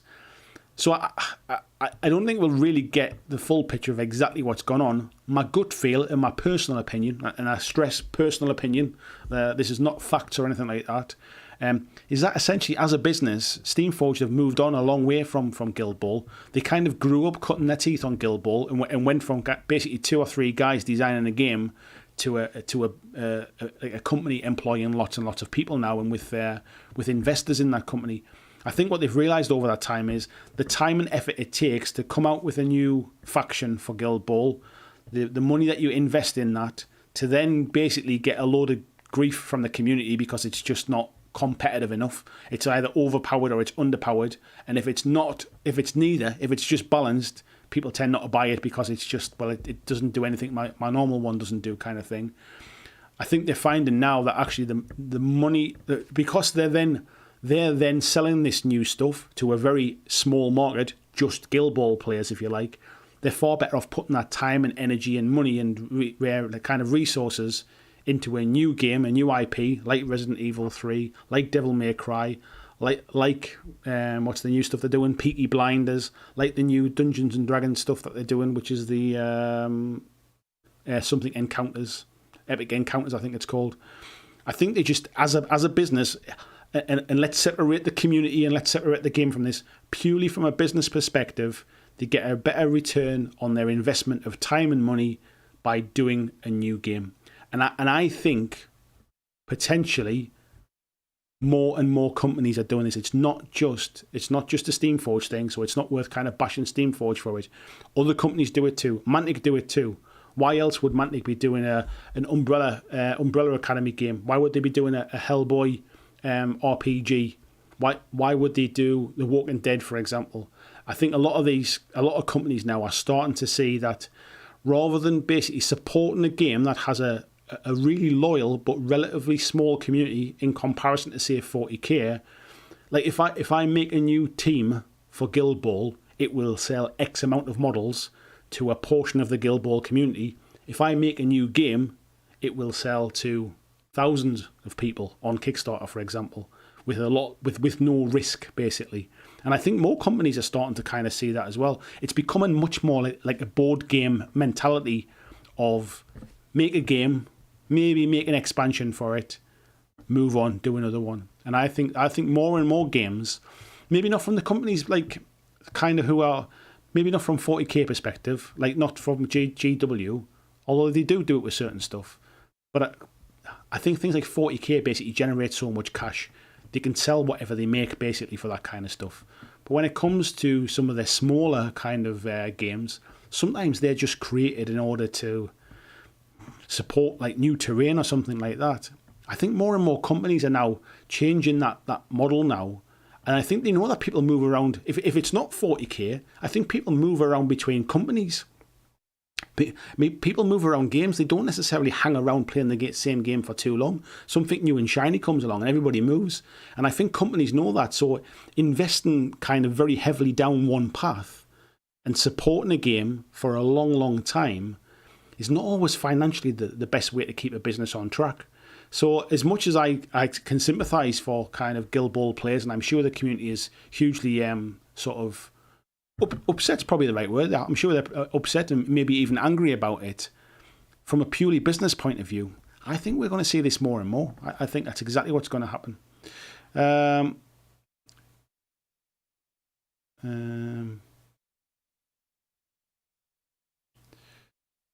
Where are we at? Luke saying Dead Souls is dead too, but only because it's crap. I think you mean Dark Souls. No, is it Dark Souls? It's not Dead Souls. It is Dark Souls, isn't it, the game? It was a board game, mate. It was. I mean, there's a new expansion coming for it. To be fair, I'm not a big fan of the game, but Resident Evil 2 is good. But again, we had this kind of conversation today in the Patreon chat, and essentially, it's more and more games are becoming like board games. Like if you look at Dreadball from Mantic as an example, I can't remember the last time anything new for Dreadball came out. So basically, essentially, they're in the same position as Steamforged are with Guild Ball. They know for a fact if they release a new team now for Dreadball, it's not going to sell enough numbers to basically pay for itself. And I think that's where Steamforged probably got to with the factions and stuff. Phil says I agree with the negative gameplay experience. Pomsy saying, me personally, I'm annoyed I can't find any Dreadball Extreme games on YouTube and I'm painting it up now. There's a reason that was cheap, mate, I'll be honest. Doug saying, I find there's a steep learning curve with Blood Bowl as well. Yeah, and I think potentially Blood Bowl went a very similar way. I think there was a point in time where GW almost kind of maxed out on Blood Bowl as well. There was a lot of people loved that game and they kept it going. And then what happened was a lot of third-party manufacturers started making alternative kind of minis and stuff with it. And I think basically GW left it long enough where they felt that they could come back and do something with it again. But I think it maybe ran its course as far as they were concerned as well. Maybe it wasn't selling enough for them to keep churning out new stuff for it. Companies will only support games while they're financially viable. It's like, do I give my designer, my sculptor, and kind of like a rules writer, do I give them 6 months on a new Guild Ball team? Or do I give them 6 months on a new Kickstarter that we'll make £1 million on? That's the kind of that's how it balances out now. Simon Day says, I feel this is true for most competitive games. You play an experienced player, you'll probably lose. Yeah, I think the difference is some competitive games like 40k, like Blood Bowl maybe even, do have a narrative player base as well that are in there somewhere. But I think they're in there because the player base is so big. If you take 40k as a good example, 40k is a big community which has all sorts of kind of levels of play within it. There's the uber competitive tournament players, and then there's the guys that basically just want to paint their models beautifully and they just want to push them around the table and make pew pew noises, and the game is kind of secondary to them. I think as you come down to games that have a smaller player base, I think The Walking Dead is probably a really good example. That The Walking Dead had a relatively small but really loyal community, and I think tournament play for Walking Dead started to push the game in a different direction. So people were trying to balance the game more. They were trying to create kind of tournaments and scenarios that were based upon tournament play. And I think Mantic realised this. The game was never meant to really be a tournament game. And that was where this call to arms thing kind of came out, was we've got all these people, they've got all these minis, let's give them something else to basically use it. And on the back of that, we'll be able to kind of support this tournament gaming thing that's coming up. But essentially what they ended up doing is, from what I can see, is they kind of split the community in two, as opposed to keeping everybody in one place. So I think it's more common than we realise. I think it's not that a competitive game will kill a game off long term, but I think it can. Like X-Wing is another good example of a competitive game that was difficult to get into, if you were trying to play it with competitive players. If you just played it with your kids at home or your mate in the garage kind of thing, and you're just pushing around the ships that you like, then it's exactly the same as Guild Ball. You just play with your mate, you're both on a similar level, and you're kind of just pushing things around. At top level player, you would be shot off the board before you even realise what rules the player had used. And basically, X-Wing got its 2.0 version to try and refresh it and to try and pull back on some of that. Guild Ball asked their community what the community thought, and the community said, don't change it, we want it exactly as how it is. But I guess how it is isn't introducing new people, and it isn't generating enough cash for the time and effort they put into it. I'm excited for the new Blood Bowl minis, looking forward to playing them in Blitz. Doug's saying that have the models, what's wrong with... They have models, what's wrong with they did in Age of Sigmar thing and blow everything up. But I think what it is, it's kind of, it's like a double-edged sword. It's like people are complaining that there's not enough stuff coming out, but the stuff that comes out, they're complaining it's not competitive enough, which I think when you get into that kind of level, you're almost just making all your factions the same sort of thing, because people are min-maxing it and they're saying, well, this model is just already more effective, so there's no point getting that one. And I think it really is kind of a shame, really. Phil saying they could have done like a 2.0. I think the problem is basically what they said, and what they've said in the announcement is that when they asked the community said that basically that they wouldn't kind of support it if it changed to make it more accessible, which I found quite... Some people are annoyed because they're saying that basically Steamforged are blaming the community, that they're blaming the people that supported the game. And I can see that point of view. That's not how I read it, but I can see that you can read it in that way. That might be me reading it the wrong way. That might be exactly what's happened, but it's just the way I'm reading. I don't see it that way. But then I'm not that close to feel personally kind of involved in it. And Luke's in there, isn't it a shame in a weird way that fans killed the game? I think they feel like they're being blamed for it. However, I think if anything, if it becomes a difficult entry point, because I think it's one of those things. If you're playing with like-minded players and relatively kind of even playing skills, you'll have a fun game of any game. But if you only get the opportunity to play against really competitive players or really skilled players. Like if I was to play against the person that, let's just say I've never played a game before, and I play against the person that's the UK champion, he's not going to enjoy the game by toning down some of the fancy players and tricks that he's learned just to try and make it better for me. He's not going to enjoy that. And I think what they said was basically the game had become so kind of cagey and almost like a bit of a negative play experience that at the top level, the ball was almost irrelevant. People were almost ignoring the ball and just making it a game about fighting and taking out players. And that was never what they wanted it to be. And I think basically the game maybe just got away from them. It ended up being something that they didn't want. Funball says, for sure, Blood Bowl has a lot of depth and takes a long time to figure out properly. It's one of the reasons I don't enjoy Blood Bowl, mate, is that basically the only people I've ever played with know exactly what they're doing. And it's just not a fun experience.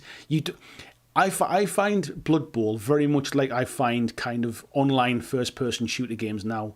I'm so far behind the curve that I can't even stay in the game long enough to get better at it, if that makes sense. I don't get a chance to learn from my mistakes because I'm punished so fast that I don't even know what I did wrong. Like that's kind of how I see them. Sam Goose says hidden costs are when you start painting them. You can spend a lot buying paint strip miniatures for you to mess up. Yeah, I mean, that was what we mentioned right at the start, buddy. Let's have a look. Peaky Blinders board game. Who's seriously buying that? I think it's just a card game, mate, to be fair. Tony says, sadly, Steamforged games don't have a great reputation in the gameplay stakes for their IP-led stuff. Dark Souls was awful. Resident Evil is okay, but it's definitely not a big hit that lived up to expectations. I think you're misunderstanding those, though, mate. Don't forget, Dark Souls made a lot of money. Resident Evil 2 made a lot of money. Resident Evil 3's made a lot of money. The stuff they do for Critical Role's made a lot of money. Devil May Cry did pretty well as well. What's the other game that they did? Horizon Zero Dawn made a lot of money. I think they found a market that might not be me and you, for example. We are gamers looking for kind of sort of really balanced, really kind of finely sculpted minis.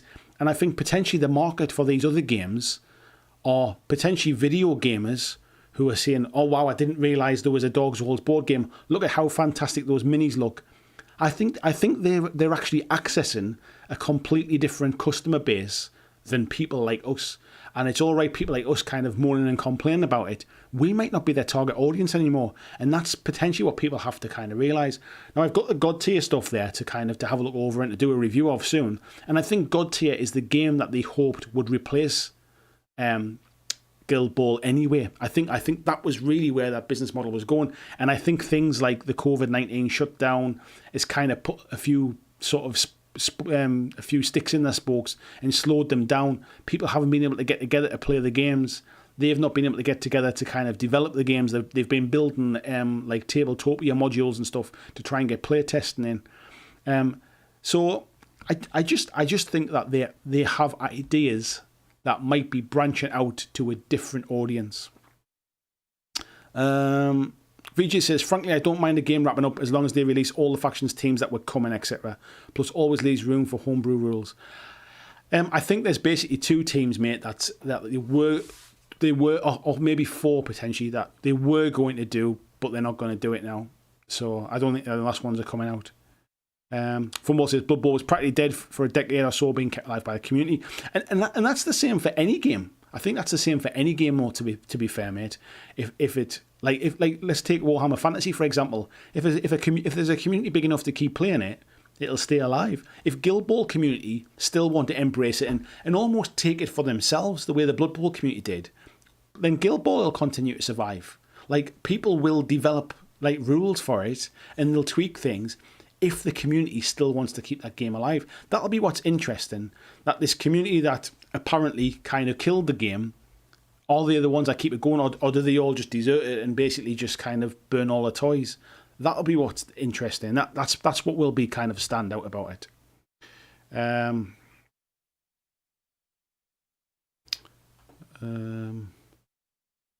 were we up to there?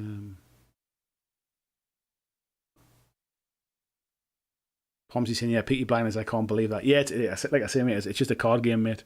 Ben Davies says, a really interesting insight into why power creep is an effective business model for so many competitive games. It is, as long as you have a game that is big enough to support it. 40k works really well by power creep. And it keeps people buying the latest stuff. The reason it works really well is because it's not finely balanced, and there are enough people in the community who just like to buy nice new stuff to build and paint, and there are enough people who like to just play fun games of it. I think if the player base is smaller and it is really, really competitive, I think basically I'm sure there's lots of people who just played it at home and just kind of kicked the game around a little bit and played it as a board game really, rather than a competitive miniatures game. But I think those are the people that are not spending money. They're not spending. They're not the ones keeping it going.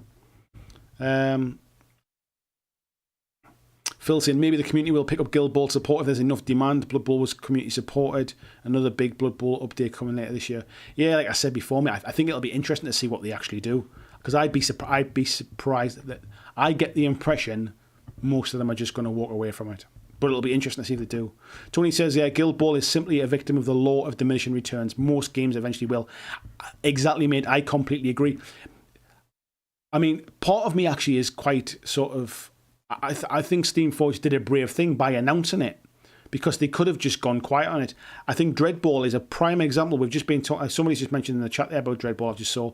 Dreadball is a prime example of a game that hasn't really had anything new in quite some time. But people love the game and they still play it. Like the company sometimes does the odd little bits and pieces. There's been a bit of community talk about it and stuff. It's supported by the fact that it is still sold by the company. but it's not supported as in like there's new teams coming every month. Like people who were playing Guild Ball wanted new teams coming. There was a release schedule which had a new team coming pretty much every month from June last year all the way through to February this year. If people are not buying that stuff, that's when the law of diminishing returns really does kick in. Luke saying Steamforged have been a board game company for quite a long time now. Yeah, that's just kind of what I was saying before, mate. Phil saying even GW does it with their sub games. Yeah, Phil saying Blackstone Fortress is going. A new Warhammer Quest game is coming. Yeah, exactly, mate. Yeah. Andrew says that kind of sucks about Guild Ball. Love the models. Hope they decide to put the rest out.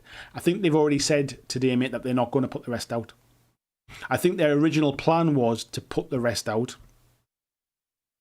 But then the COVID-19 stuff basically slowed down their production schedule. So now because they're behind, because of the COVID lockdown, they've just said, look, we're not even going to do it now.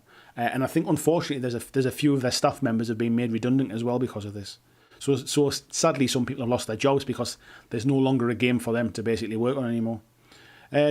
Tony says, sadly, we were just talking about that one, so yeah, I must have gone back a little bit. Palmsy says, you still play Dread Ball though, don't you? I think it looks like a fun game. It is a fun game, mate, but I play it like a board game with my wife in the same way I would play Monopoly. Like I'm not going out and buying lots of new teams for it because to me it wouldn't really give me any different a play experience. I'd still just be playing my team against my wife's team, in the same way like I see it like a board game. And I think that's the problem with this kind of stuff. You need certain games either need absolutely beautiful, fantastic minis. 40k is a prime example. You need beautiful minis that people want to buy because the minis are irresistible, and that keeps people buying stuff. Or you need like an organised player, like Magic the Gathering is a prime example. You need an organised player community who want to get together to play the games regularly. And if they want to play the games regularly, they want new stuff to change the game up, to try and to win the next tournament, to beat their local player kind of thing. And I think what we've got is, I think between Guild Ball and Dread Ball, you've probably got very similar things.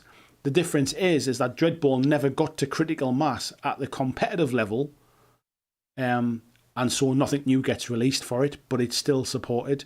Whereas Guild Ball got to that level and almost kind of burned itself out and became a point where it was difficult for new players to get into it. I've got the kick-off starter set for Guild Ball. I'll still play it as a board game. I don't feel the need to add anything to it. And I think that's the difference, mate. Barry says things have cleared up here. It was ugly tornadoes in Iowa and south of me in Illinois. Been through 2 tornadoes in my life, nothing to screw around with. Any chance of severe weather, take cover. Yeah, I'm glad everything's okay, mate. Here in the UK, we just don't really get weather that bad, mate. We never get the best of the weather. We never get the worst of the weather either, really. Andrew says Blood Bowl got big because of a cult following of the PC game. I don't know the details of that, mate, to know whether that's right or not. Super Pumpkin Man says, we had a big problem with third party. It's a reason why NID's never got a handful of models. Yeah, third party stuff, I think it's one of the reasons why they probably... It wouldn't surprise me if it's one of the reasons why the fantasy thing is coming back, because they're seeing lots of other companies making money out of rank and flank games. Nostock saying Blood Bowl had 500 player tournaments before the PC game, yeah. Simon Dave says, I only played Dark Souls and Resident Evil, but found both underwhelming. Wanted to like them, but nothing grabbed me. I had a demo of Dark Souls. I'm not a big fan of the video game, to be fair, so it never really grabbed me, to be fair. Pusey said, I think I'm hallucinating from the heat and I need another beer. I could do with a beer, mate. Do you want to bring me one round as well? Lord Maiden says, they made the fluff really rich and there are loads of stories about characters and games in Guild Ball. They simply couldn't blow it up because that would cause the players to go nuts. To be fair, they are finishing the story arc. So the Sherwin Matthews, who's the writer, I think basically has finished the story arc for season 5. So at least the story has been rounded out, and that's going to be published for free on the Steamforged website very soon. So they are rounding out that, and I think at some point it wouldn't surprise me if they use the IP for something else, or if they sell the IP and somebody creates a skirmish game like using that kind of that setting, or an RPG using that setting or something like that. I think it would lean itself really nicely into like a Kings of War Vanguard type of game with all the different guilds and stuff like that, like fighting like sort of hidden agendas and battling for power and stuff. I would love to see Guild Ball universe come back in a miniatures game of another form, I think. So it'll be interesting to see if that happens. But yeah, I don't think it certainly won't come back in its current form, I wouldn't have thought. Luke says, it sounds like Steamforge had zero options. It was a lose-lose situation. Steamforge couldn't do anything right with doing it, and when they do nothing, it's wrong. I think that's kind of the case. I think what happened is that essentially you've got the two owners of the company, Matt and Rich, who created Guild Ball. This will have always been a passion project for them, and this will have been really kind of... It'll be something that they wanted to support forever kind of thing. It was what got them started. It'll have a deep place in their heart. And I feel bad for them that basically there's people in the community saying to them, you've just lost the passion, you just don't care for it anymore. I don't think that's the case. I think there's probably still nobody more passionate about that game than those two. I think the problem is they've got investors now. And basically when you look at it purely from a business point of view, it doesn't make sense anymore. The game is 6 years old. It's kind of run its course. It's time to move on and do other things. And I think as a business, they're making potentially the right business decision. It's just that we as gamers and as hobbyists get very personal about our particular hobby, and we don't tend to look at it like a business. We tend to look at it like it's a personal attack on me and the game I love kind of thing. Jacob says Steamforge games didn't do anything to mitigate the power creep. I don't think it was power creep, mate. As in, I think they embraced the fact that it was always meant to be a competitive game. The two creators came from the love of playing War Machine, and they wanted to create something that would rival that, basically. So I don't think that... It wasn't like the game had power creep. It wasn't like the latest thing that come out was better than the previous one, so everybody migrated to that. It was the fact that it was actually pretty well balanced, but then there was nowhere to go with it. Whenever you brought something in that was better than, it had to be nerfed to bring it back in line. And if you brought something in that wasn't as good at, nobody even looked at it because there was no point in buying it. There was no community that was just buying stuff because it looked cool. And I think other games have that.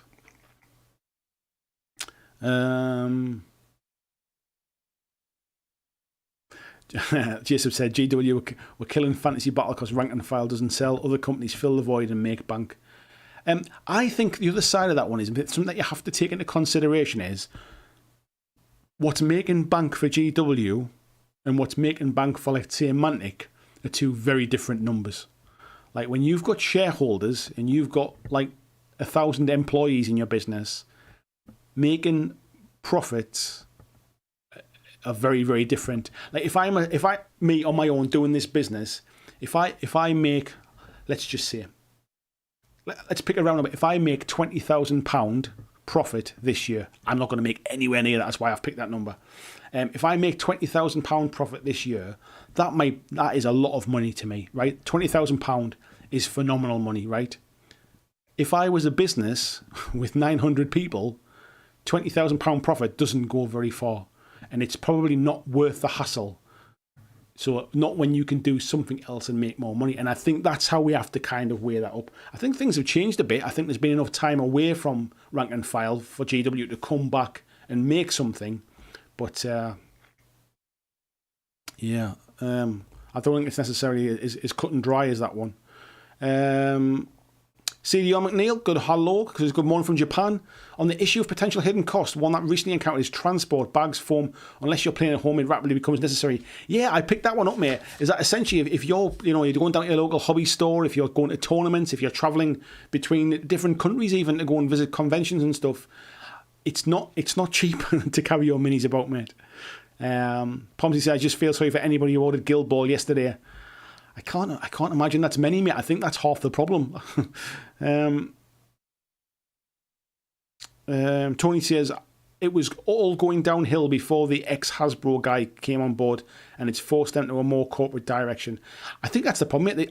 They brought in investors because they needed money. That's why companies bring in investors. If you don't need the money, you don't bring in investors and dilute your control of the company, really. I think they brought in people. Let's be honest with Matt and Rich. running a business wasn't their first kind of like, wasn't really, I'm sure that's not what they envisaged when they first got into this game. I'm sure, like, you know, they probably never thought it would grow as big as it did, as fast as it did. So they've brought people in who know how to run bigger companies. And unfortunately, with that comes less kind of sort of heartfelt messages and more from your head. You make the business decision because it's about the business. And that's difficult. It's like me with this, I suppose. I want this to be financially stable and to pay me enough money to make sure that I can keep doing it. But I never want it to get to the size where I have to like start giving up the stuff I like because it doesn't make business sense to do it. Like at the minute, I know for a fact when I cover something that's GW, I get more views. If I cover anything that's not GW, I get less views. If I just wanted to chase the views, I just do GW games. But that's not what I'm set up to do. This was always about covering all of the different games. And I think that's the difference. While there's just me doing this, and whilst I hope it can make enough money to keep it going, like then I'll kind of choose with my heart kind of thing. But there will come a point potentially where I have to choose with my head if it's not working. And I think that's kind of where they're at. That's what's happened really.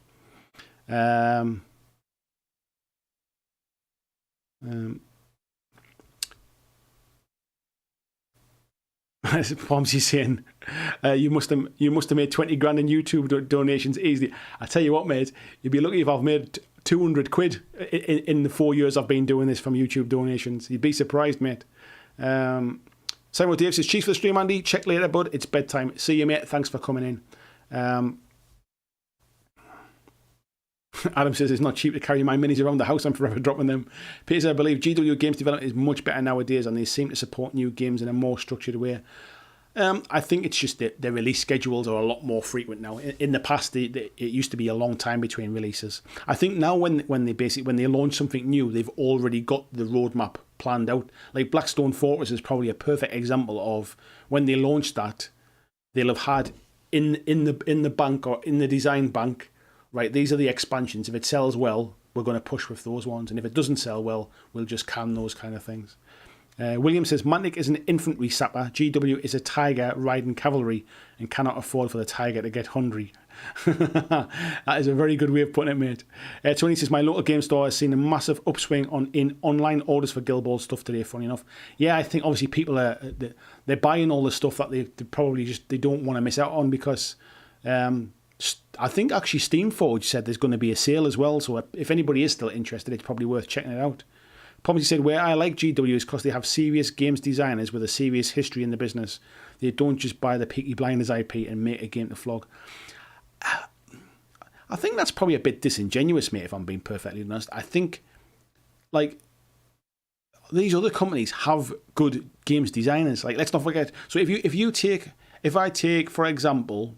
Adeptus Titanicus or Blood Bowl or Necromunda from GW or Silver Tower, all recognised as great games. And then that same designer made Hellboy for Mantic and also made Devil May Cry for Steamforged. So it's not necessarily about the games designer, it's just about the way the business runs. Like, let's be fair, Games Workshop took the IP for Lord of the Rings and made minis from that because they knew they could make money from it. Sometimes it's just about competing in the right market and competing in the right arena. VJ says YouTube take 40% of Super Chat. Frankly, I'd rather do Patreon. Plus Arnold owns the Super Chat slot. No point getting into a bidding war. Not tonight, he doesn't, mate. Look. Pluggy says, speaking of views and growth, I found my Kickstarter spotlight videos get the most views the quickest. And since I started doing them, I've seen my growth steadily speed up. Yeah, they probably will do, mate. And because I used to do Kickstarter, like kind of like preview videos about stuff that's coming up, because there are people on YouTube just looking for Kickstarter information. What I found personally was I wasn't invested in random Kickstarters that I didn't really know much about. And so I found over a period of time, I just found them boring to make personally. They do get video views, but I'm not in this for the views. I'm in this because I love doing it. And if I'm not making stuff about stuff I'm interested in, like tonight's chat's been really interesting. I've loved just kind of like shooting the breeze. We haven't really talked games so much. We're just talking hobby. We're just talking about like the wider thing. There's nobody else on the internet that's doing that. And there's a reason why these videos don't get like thousands and thousands of views. But I'm trying to carve out something different. That's why support from the community is really important for this to work, because this will never be a huge channel. There will be channels that you see will pass me and surpass me on views, and will pass me on subscribers who are smaller than me now, because they have to they're covering topics that are just more popular. They're covering Warhammer 40k. They're making videos about Necrons, whatever it is. That they're riding the popularist stuff, where I'm just trying to cover the stuff that nobody else does, and it's less viewed by people, but it's potentially more appreciated by people because they don't get to see it anywhere else. And that's what I want to do. I want to cover the stuff that other people don't cover. There's a market out there for it. It's just not huge. I'm never going to be massive, but it might well be big enough to make this a business for me on my own kind of thing. I'm never going to take on 10 people. I'm not going to be beasts of war kind of thing. But if it's enough to kind of put food on my table and put a roof over my head, I'm happy with that. That's the point I want to get to. Let's have a look. VJ says James Hewitt is a god. I like James. James is a good friend of mine. I like. He's just an all round good guy as well. Tabletop Hub says, "Are we talking about Steamforge?" I've literally just finished talking about it, mate. I've just been talking about it. Yoakum says, "Good night, folks. Been interesting as always." Andy, thanks. Cheers, Yoakum. Appreciate that, mate. Tony says, "Steamforge games, Nino Cooney games, a nice little filler. But to be honest, it could have been pretty much any IP. It could have been, mate, but it would never have sold. It would then just go on the pile of every other game.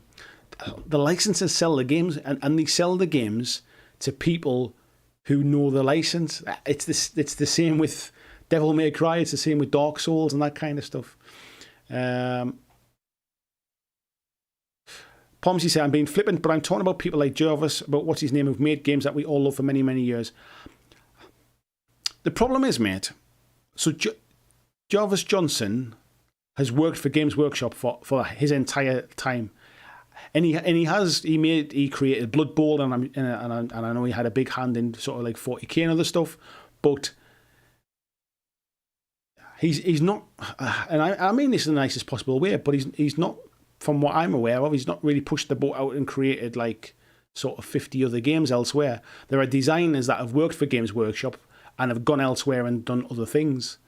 So yes, he made a good game. Guild Ball is a good game. I mean, let's not do it down. Guild Ball is a good game, but like, it's just not as big as Blood Bowl, or it's not as big as 40k or whatever.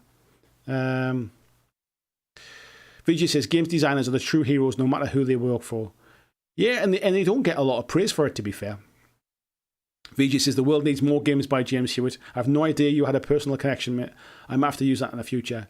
Yeah, when him and Sophie, basically, when they've got their own business now, Needy Cat Games, where they do basically like freelance game design for companies, and they run games design courses and stuff. And I went and helped and kind of filmed one of their games design courses for them. Yeah, we just kind of keep in touch from time to time and stuff. They've helped me out with bits and pieces, and I've helped them out with stuff in the past. Phil says you're generating a very loyal set of Patreons and followers, so that's probably worth its weight in gold. It is, mate. Honestly, and I can't tell you how appreciative I am of every single person that supports me through Patreon and through kind of YouTube subscriptions and things like that, and donations. But at the minute, it's not enough for a full-time wage. The plan is that over time, it will grow to a point where it is enough for a full-time wage. But I will get to a point in the future where I have to make a kind of call on it.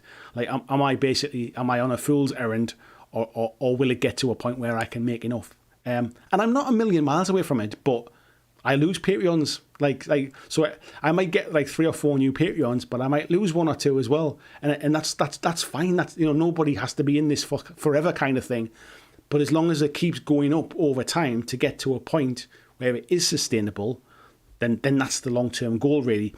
The problem is that if I'm making videos about relatively unknown games or relatively less popular games that don't get many views, then I'm not attracting many more people to the channel to then understand what I'm all about and to support the kind of the Patreon and stuff. If that makes sense. I mean, I'm not kind of begging for cash here. I'm just trying to explain to you how the whole business model works, really, and why. And what I'm basically saying is I can see where Steamforged are. They basically got to a point where they grew quite fast, and they've brought people in to help them with business decisions. And if I brought somebody in to help me with my channel now, from a purely business decision, they would say, well, why are you not just making 40k videos? Like, why would you not just go all in on 40k? Make every video about 40k. There's a huge audience out there. Like, you're basically throwing money away by not covering 40k. That's what they would say, and that's the distinction I'm trying to make, really.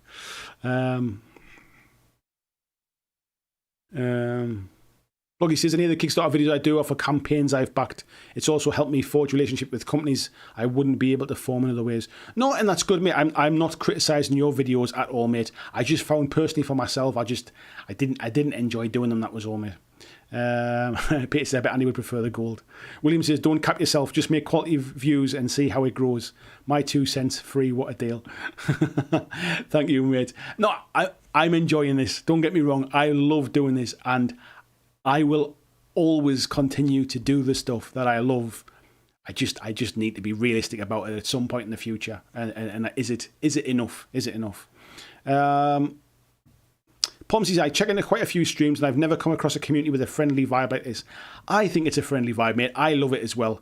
And I don't, like, this is what I mean about, I don't want to grow too big where that gets lost. Like, I'd rather have just enough Patreons every month and just enough viewers in these live streams every month that the whole thing works. Like, if I was to sort of triple in size, it might lose that kind of community vibe, and that's what I like. It's what I enjoy. So it's, it swings and roundabouts. Tony saying Steamforged don't have a lot in the way of stock to put in the sale, which is part of the problem. I'm guessing, mate, that they knew this was coming down the line as well. I mean, this is not an overnight decision. They'll have known for quite some time this was coming. And I imagine if they've not been able to get stock from China during the lockdown, that's probably accelerated their decision. Like, what's the point in waiting until lockdown's over, ordering loads more stock, and then culling the game? So I think that's probably why they've kind of pulled the plug now. Peter says, I'm here because you don't just do the popular games. I love to find out about stuff I've never seen. Yeah, that's what I love as well, mate. James Braces, think you should do some 40k videos to get new people eyes on, and then boom, check out this mole with a sword. Yeah, I mean, I do some 40k stuff, and I do talk about GW stuff because I'm interested in it. But yeah, purely from putting a purely business head on, not about what do I enjoy and what do I personally like. Like, yeah, anybody that wants to make money out of this should be just doing 40k stuff essentially. Dirk says, before I forget, did you create a German Amazon link? I didn't, mate. I apologise. I will do one. Krabby says, is it normal for games designers to work for one company exclusively? Only when it's GW, mate, to be fair. I think the difference is that games designers tend to be much more freelance. Like companies like Mantic don't really keep games designers on their staff. They will bring people in to design games. So you've had people like Mark Latham, who did The Walking Dead. Mark Latham is ex-GW. He also made the Harry Potter game for Night Models. He's done a number of other things. So Mark Latham did that. You had James Hewitt co-wrote Dreadball alongside, I forget his name now. Basically, the co-designer also went off and did work for Mythic Games, and he's done he did a few games for Mythic as well. He works for them. So anyway, so basically, games designers tend to be freelance in general, and they will be like kind of designers for hire for different companies. When you're a company the size of GW, they just keep their games designers on the staff, and they're constantly given projects. It might be less interesting for you as a games designer. However, it's much more. It's a salary. You get holiday pay. You get to go. Like, it's a more 9 to 5 type job. You get weekends off, kind of thing. It's a much more kind of sort of. It might not be. You might not be as free to do whatever you like to do and stuff. you might be more constrained, but it's much more regular work, and it's a salary as opposed to kind of freelance sort of peaks and troughs, if you like.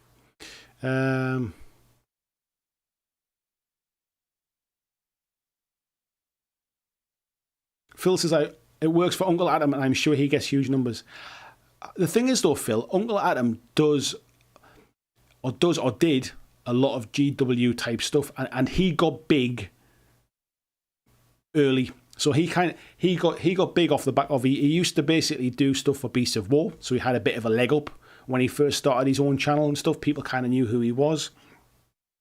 And he was almost one of the early adopters of YouTube and stuff like that. And he's grown quite quickly over time, doing a lot of intro videos, getting beginners into them. But he does cover a lot of GW stuff. He doesn't do a huge amount of non-GW things. And he's kind of unusual in the fact that he just does kind of talking head videos. He does one a week. And he's a huge inspiration to me. I mean, I would love to have a channel where I do one video a week and get the views that he does, but he's put a lot of years of work into that. And these days, the way YouTube works, it just doesn't work anymore. You can't just do one video a week churning 200 or 300 views or something like that to even get onto people's radars. It's a different beast these days. He got big enough early enough that he's got a big enough audience that he commands enough traffic to keep him going the way he's going, and he produces some great content. I ain't knocking him. It's just in the same way. Look at Ash Barker as the complete opposite.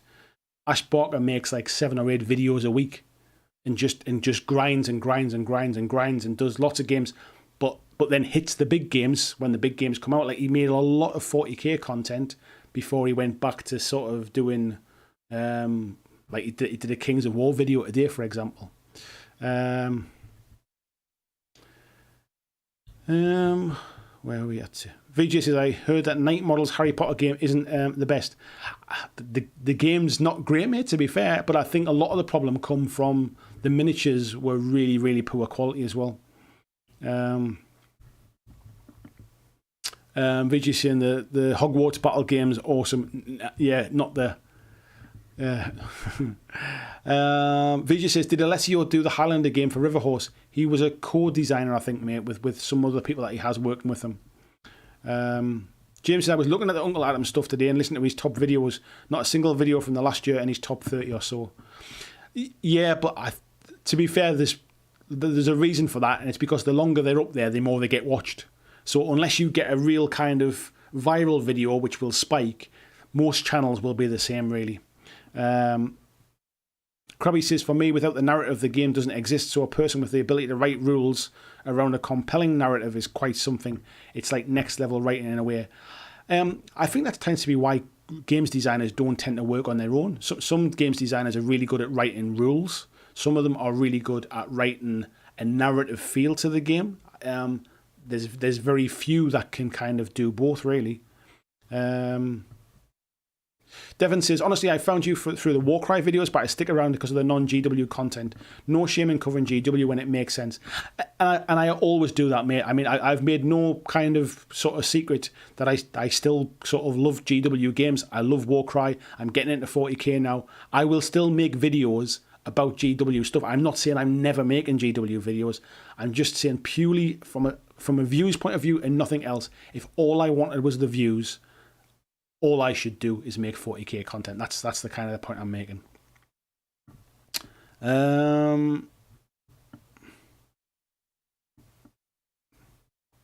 VJ is saying there, I have Highlander and Labyrinth, and I doubt either of them will see the table again. This is my point about some designers make some fantastic games, but not everyone's a hit, and that's the same for a lot of games designers. Palmsy saying, Uncle Hatton did a lot for me in the early days and it influenced me a lot, but this is where I come to hang out and chat with mates. You lose the community feel the bigger you get, but I'll be here forever. Yeah, and that's kind of what I want to get to. I want to get to a point where I don't have to worry about, am I making enough to kind of keep the lights on, or would I be better off just kind of pushing trolleys around as the car park part-time? Would I make more money doing that kind of thing?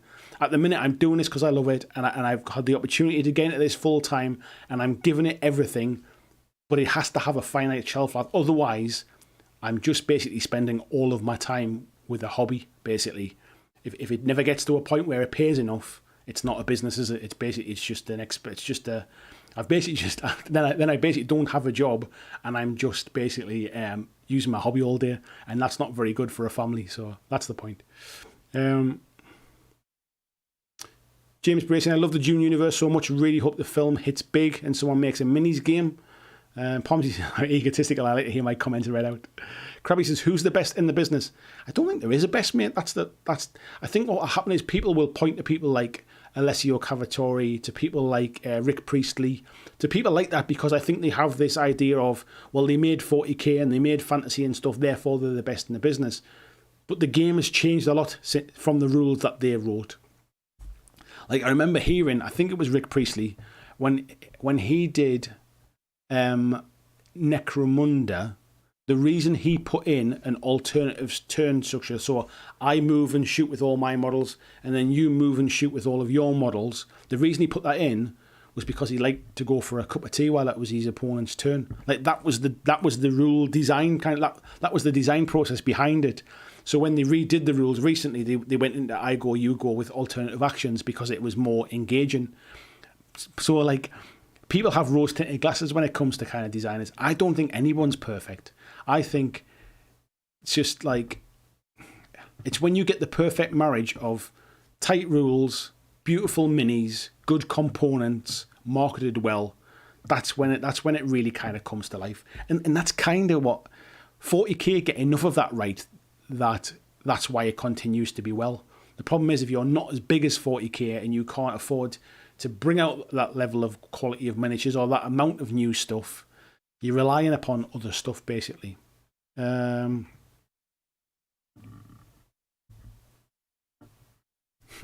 Pomsey says, maybe you could do the trolleys and the streaming. To be honest, mate, it would... No, is the answer. Phil says it would still be a job, just lower paid. It means that I may as well have to branch out and do some other things. Personal appearance and signing chests for £50 a signature. I think that I'm not talking about earning big money from this. I'm saying it over a period of time, the amount of time and effort I'm putting into it in the background. Because you might see 2 live streams in a video, like all of that stuff takes prep and stuff like that. And yeah, that might like... That has to, at some point, at least, I nowhere near get a minimum wage at the minute. I would be better off kind of with a kind of cleaning job than I am at the minute. But that's not doing something I love. I left a well-paid job because I wanted to do something I love. That's the whole point. VJ says, I do worry that Uncle Adam might lose a little going over more to Twitch streaming, as it just chews people up and spits them out. Such a high rate of burnout on Twitch. The problem I see with Twitch, mate, is that you need to be on there regularly.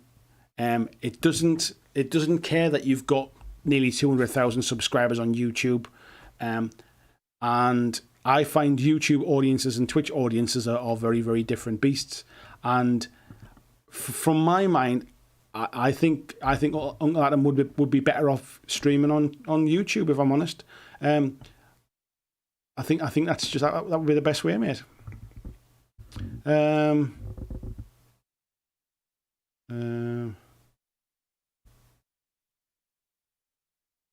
What was that about? Phil told us the best chair. Devon says the best designs in the business can be found in Blaster magazine. that's an opinion as well, though, mate. To be fair, isn't it?